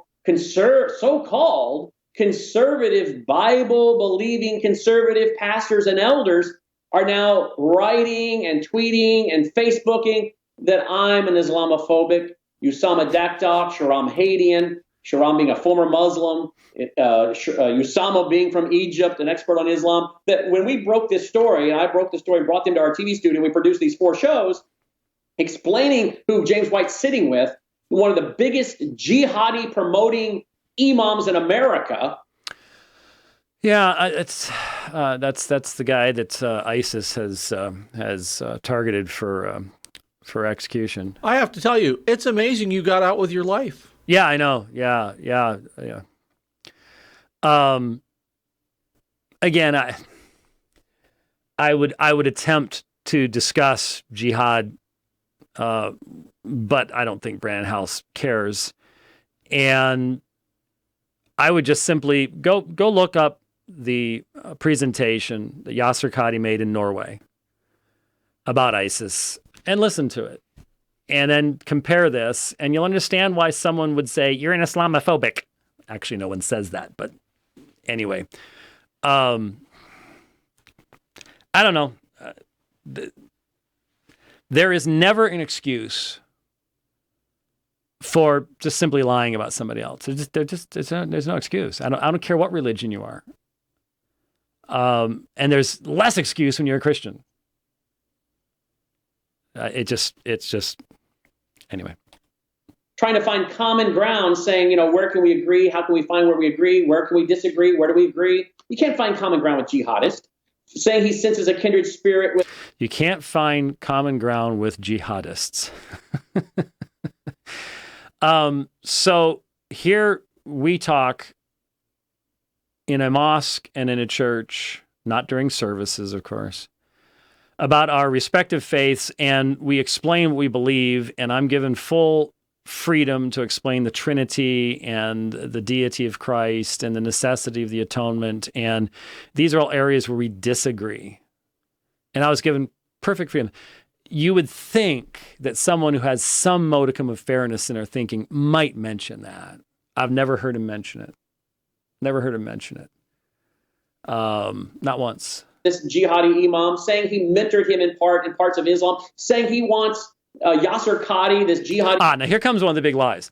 Now, the mentoring thing, we've already explained that 1,000 times before. Very proud of the fact that I actually learn from Muslim scholars, not just from Yasser Qadi, but from others as well. I've listened to many lectures. I remember Hamza Yusuf did a series. Was it on the life of Muhammad?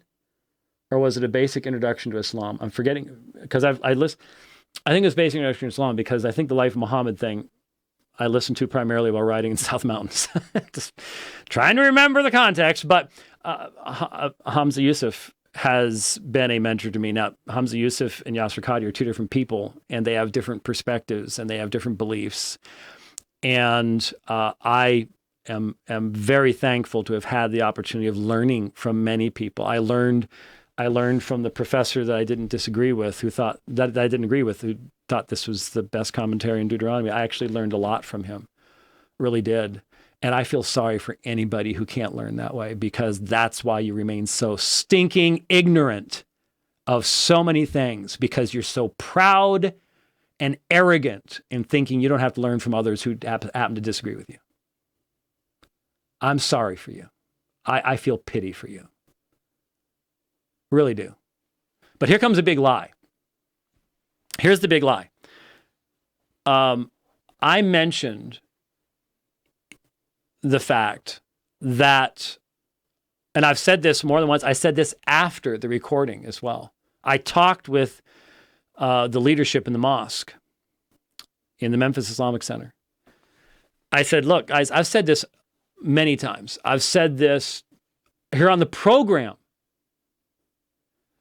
I've said, those of you who oppose ISIS and Al-Qaeda, I think, didn't I years ago, I think about 2 or 3 years ago, I played some clips of an older Muslim imam lecturing about what's wrong with ISIS. And I said, this is great, but it's a snooze fest. And this is not going to reach the people that ISIS is reaching. And so I have said to many Muslims, not just the Yasser Qadhi, you all need to produce a clear, compelling, well-done presentation on why you reject violent implementation of jihad by ISIS and Al-Qaeda, and what the fiqh basis, the legal basis in Sharia is against these things. It needs to be something that can be referred to. It needs to be something that people can understand. It can't be filled with Arabic terminology and technical legal language. It needs to be explained to people. That's what I said. It would be very useful. That's what I said. So what does Brannon Howse lie about?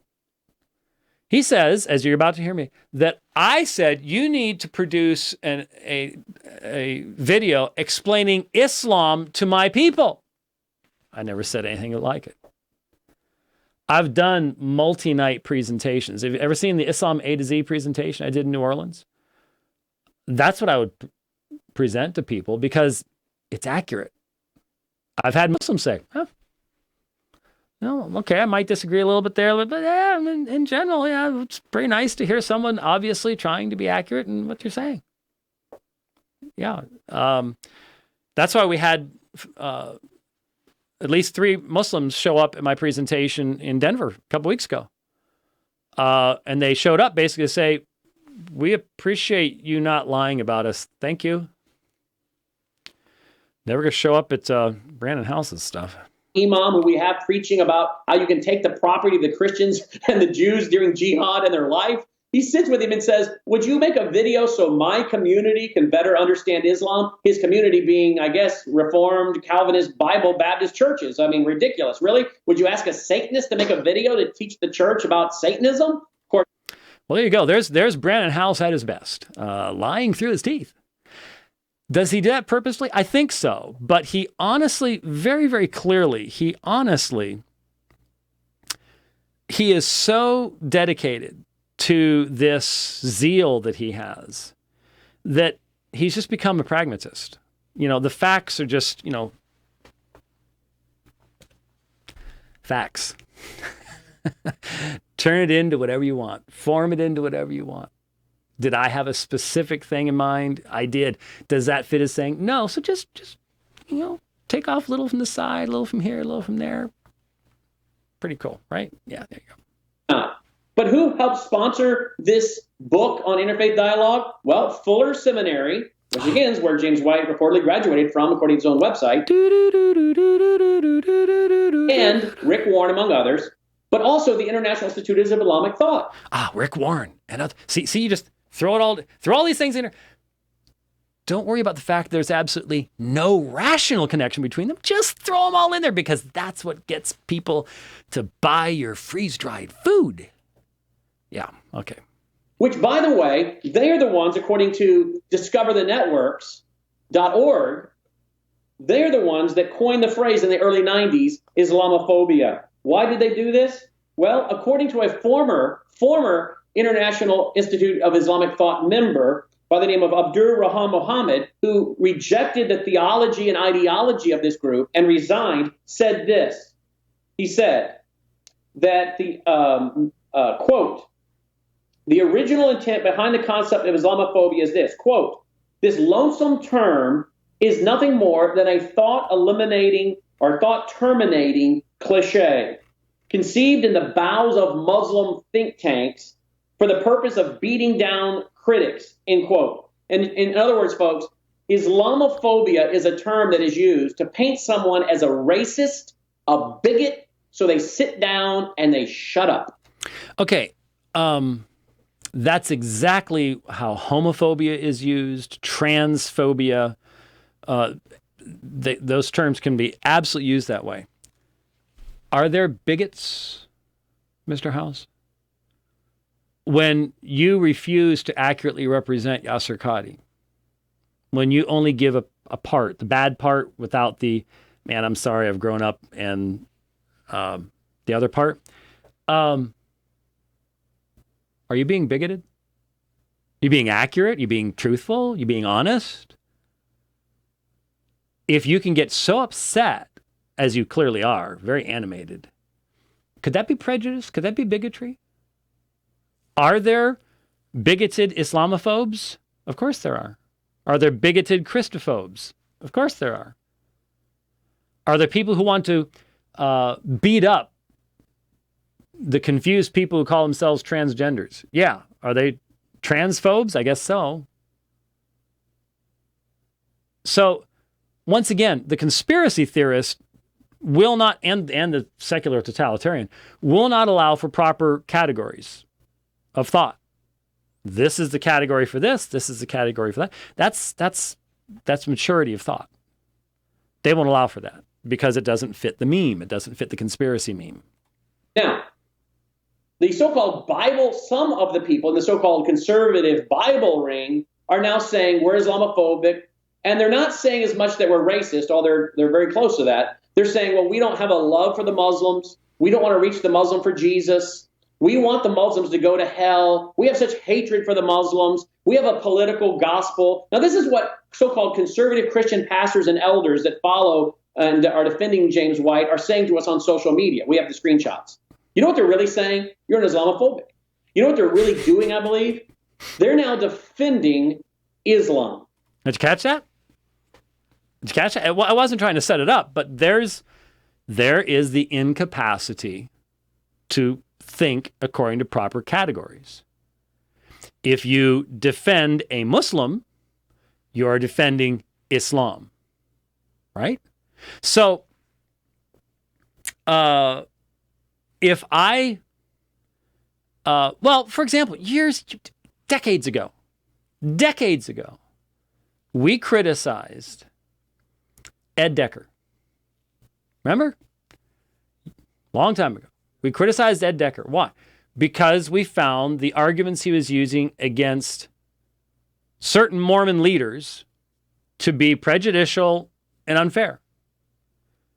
Did that mean that we were defending Mormonism? No rational person goes there. Rational people recognize, no, this has got one specific context.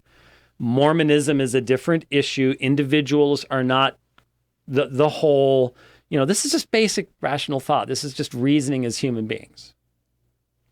You just watched Brannon Howse violate basic category thought.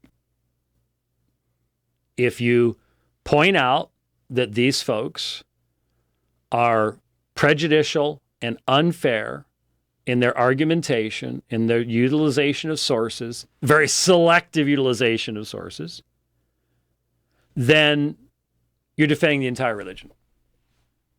I don't know how to deal with folks like this because there's really no rational thought going on. You're now defending Islam, yet they don't even know that. But did you know that was the goal according to the 1991 Muslim? Okay, so he goes on from there.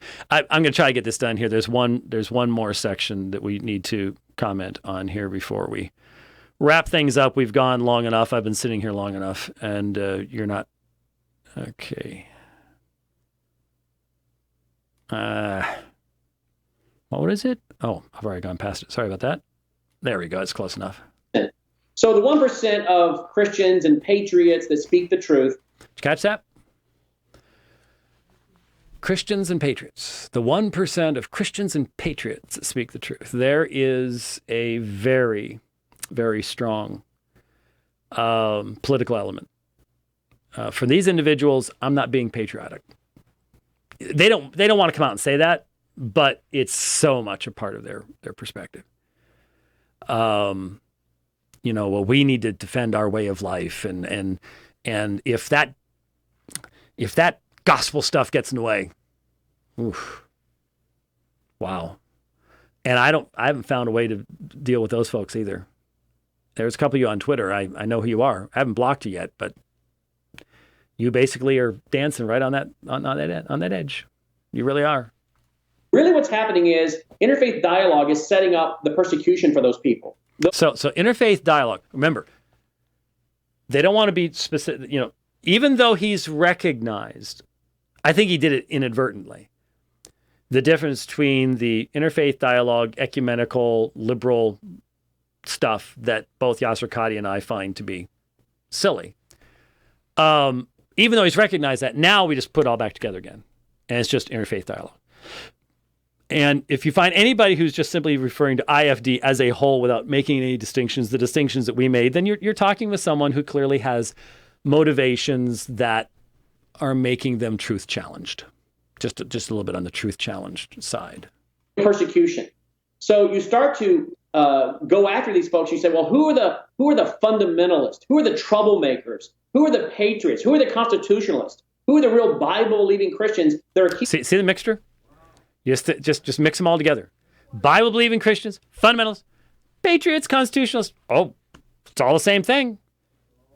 Oh, it's all, yeah, that's right. That's right. And that's why early on, and I have screenshots too. Oh, yes.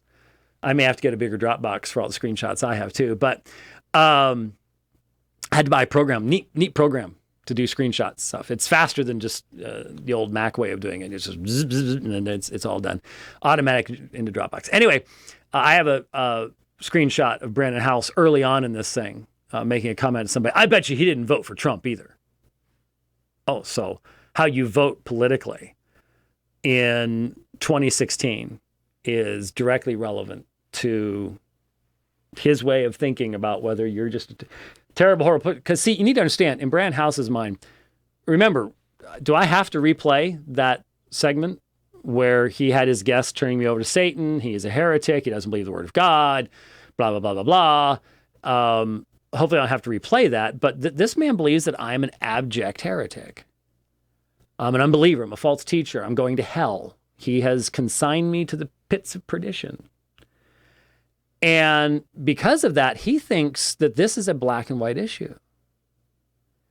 And so if you're not with him in attacking me, then you may not be a Christian either. When you start adding that kind of stuff to the gospel, it becomes very dangerous. Very, very dangerous. And we're going to see that here. Everybody from getting along. And so this sets up now the truth tellers to become the persecuted. And then finally, it would be to have Americans, as I said earlier, defending Islam. And that's exactly what we see happening. You now have Americans defending Islam because they don't want to be seen as a hater. They don't want to be seen as a bigot. They want to go along with the group. Now, remember, folks, this man's actually saying, I defend Islam.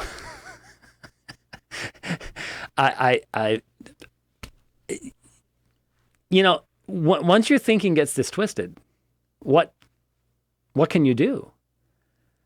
When you talk about someone who's raising, I think, some of the most serious questions for thoughtful Muslims. What and you're defending Islam. You've become seriously twisted in your thinking, very seriously. They don't want to be a troublemaker. They don't want to be persecuted. So what do? They now defend Islam. This is how you destroy a country from within. And folks, see, these folks believe that's exactly what we're doing. We're destroying the country from within. Their ultimate goal is the United States of America. It's not the gospel of Jesus Christ. No, that's secondary. It's this country. This man's ultimate goal is this country. You hear it coming out in his statements, but there it was. Again, even conservative evangelical folks are coming out and saying, well, I don't think what James White did with that jihadi imam in that Interfaith dialogue in Memphis, my town, is a problem. I don't think it's unbiblical. Again, would you have expected that from Phil Johnson, the executive director of Grace to You of John MacArthur? No, absolutely not. From a mainline church, a liberal church, yeah. This again shows us how late the hour is. The problem is the mainline liberal churches would be extremely offended by what both Yasser Qadhi and I said in the dialogue. I mean, truthfully, if you want to be truthful here, you would recognize they'd be incredibly offended because we didn't seek for common ground. We didn't seek compromise. We stated our positions clearly. They would be offended by that. They would be really offended by the discussion of, what my greatest desire for you is for you to come to bow the knee in repentance of faith, the Lord Jesus Christ. Your greatest desire for me is for me to say, La ilaha illallah wa Muhammad Rasulullah, the Shahada, with the 7 aspects of what makes that a true Shahada, which obviously I don't possess. So we were straight. That's the anathema. That's the exact opposite of what those liberals want.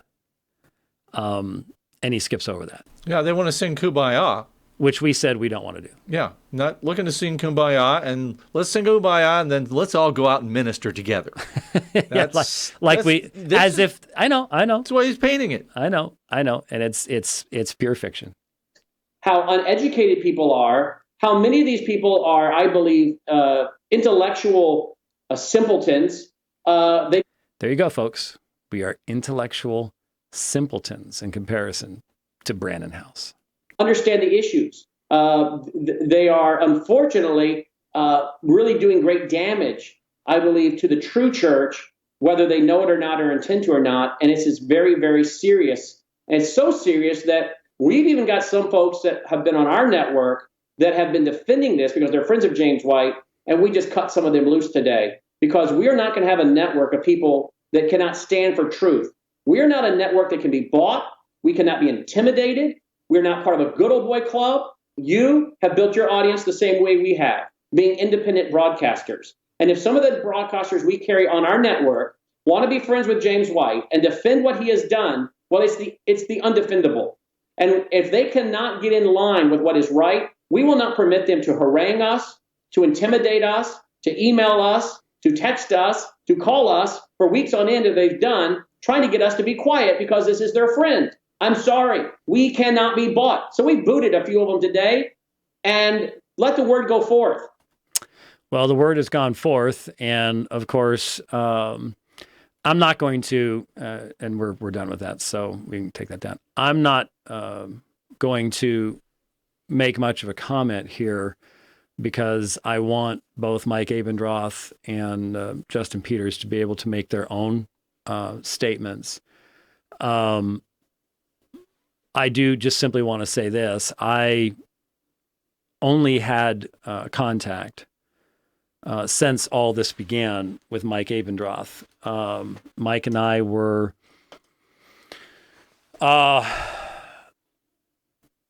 were in Wittenberg, Germany together, and we're both cyclists.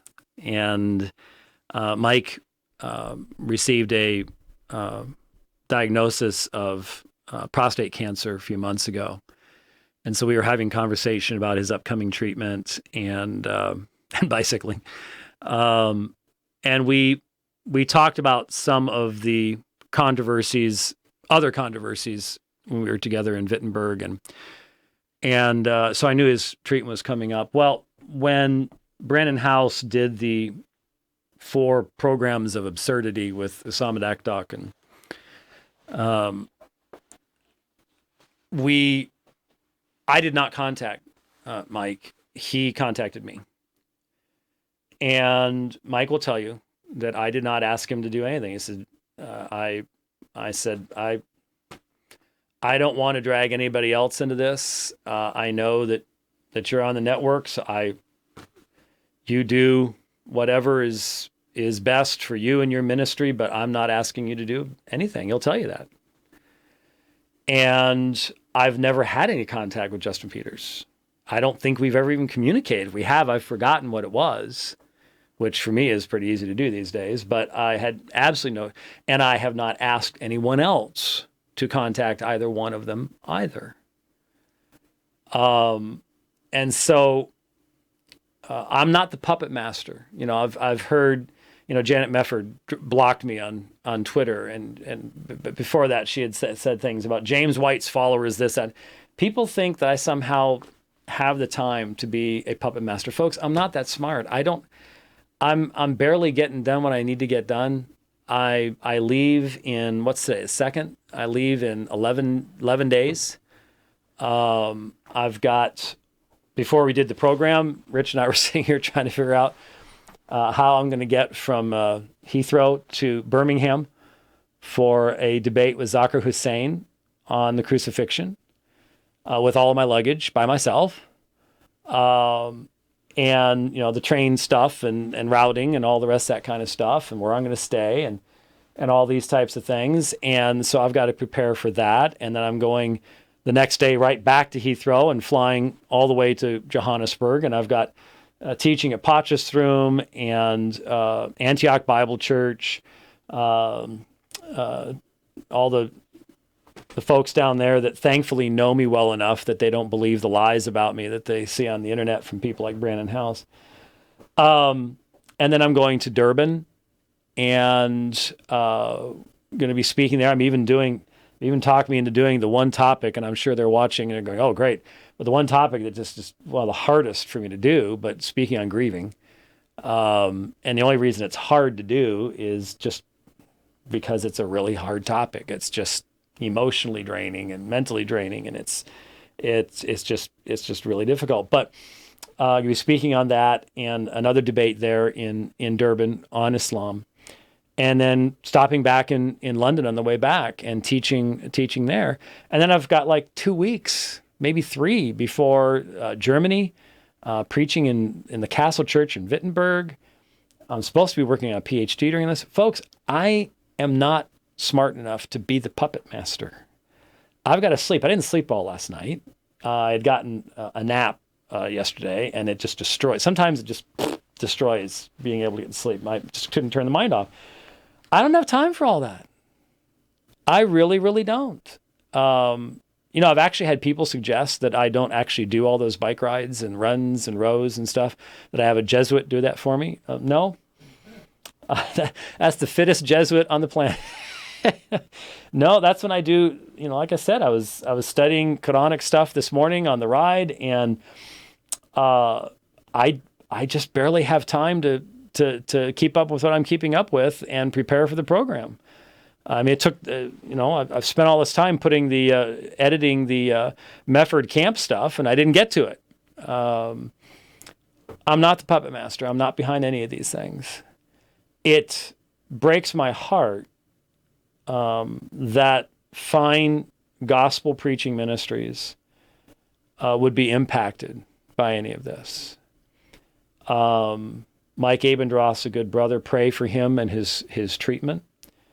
He's a young man, and so I personally believe we all have cancer, and it's just a matter of when we discover it and how aggressive it's going to be. But that's where he finds himself, and you know, he loves the gospel and he loves Scripture, and he doesn't want to be involved in politics and things like that. And I didn't want him dragged into it.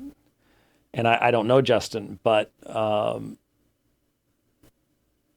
to have them experience this, the vindictiveness. Now, let me say one thing.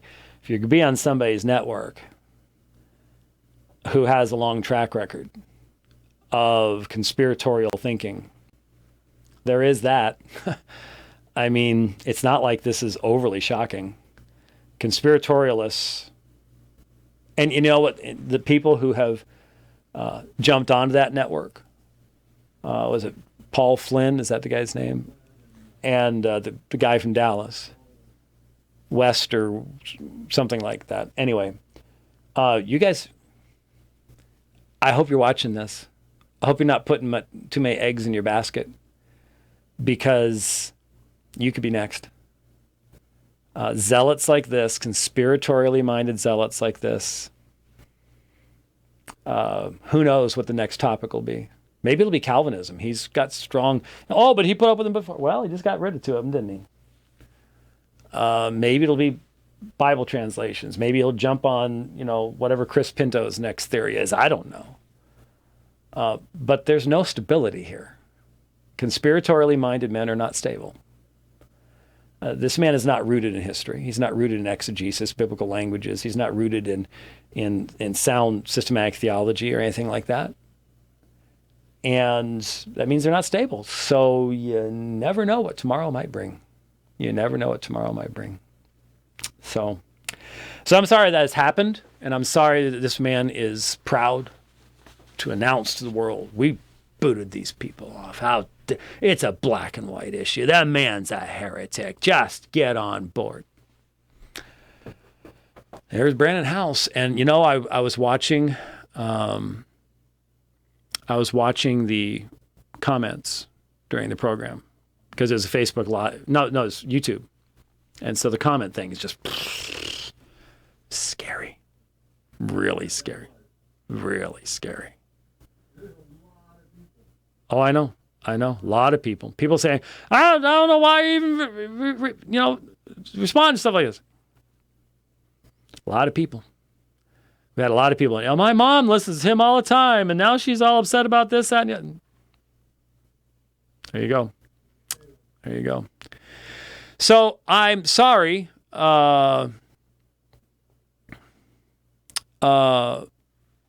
concerning having to take this time, but we need to be aware of the really seamy underside of quote-unquote evangelicalism, especially on the radical right.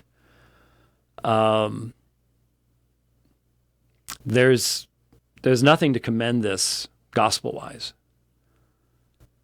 And anything that results in this level of disheveled thinking is not something that in any way, shape, or form can have the support of Christian people. Really can't. So sometime tomorrow, we'll announce when. It shouldn't take nearly as long to finish up, to look at the Janet Mefford show from Monday. There were biblical texts that were brought forth. So we're going to do some exegesis. And I just realized something. I got distracted by what was coming at me in Twitter. And I didn't work through Luke chapter 1 in response to that fellow. I wanted to walk through the exegesis of Luke chapter 1. I mean, I did mention that you need to look at those things. I sort of preempted my response, but sorry. Too many brands in the fire, too many things on the screen, trying to multitask, and I apologize. So I will try to remember on the program tomorrow to start off by looking at Luke chapter 1. It'll only take 5 or 10 minutes to work through what was said there and to just reiterate from the text what Luke chapter 1 is saying, and that his reading of it is an appropriate reading contextually and historically.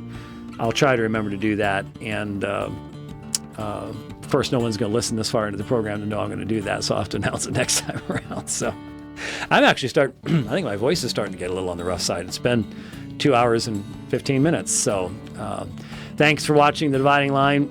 We'll see you tomorrow. God bless.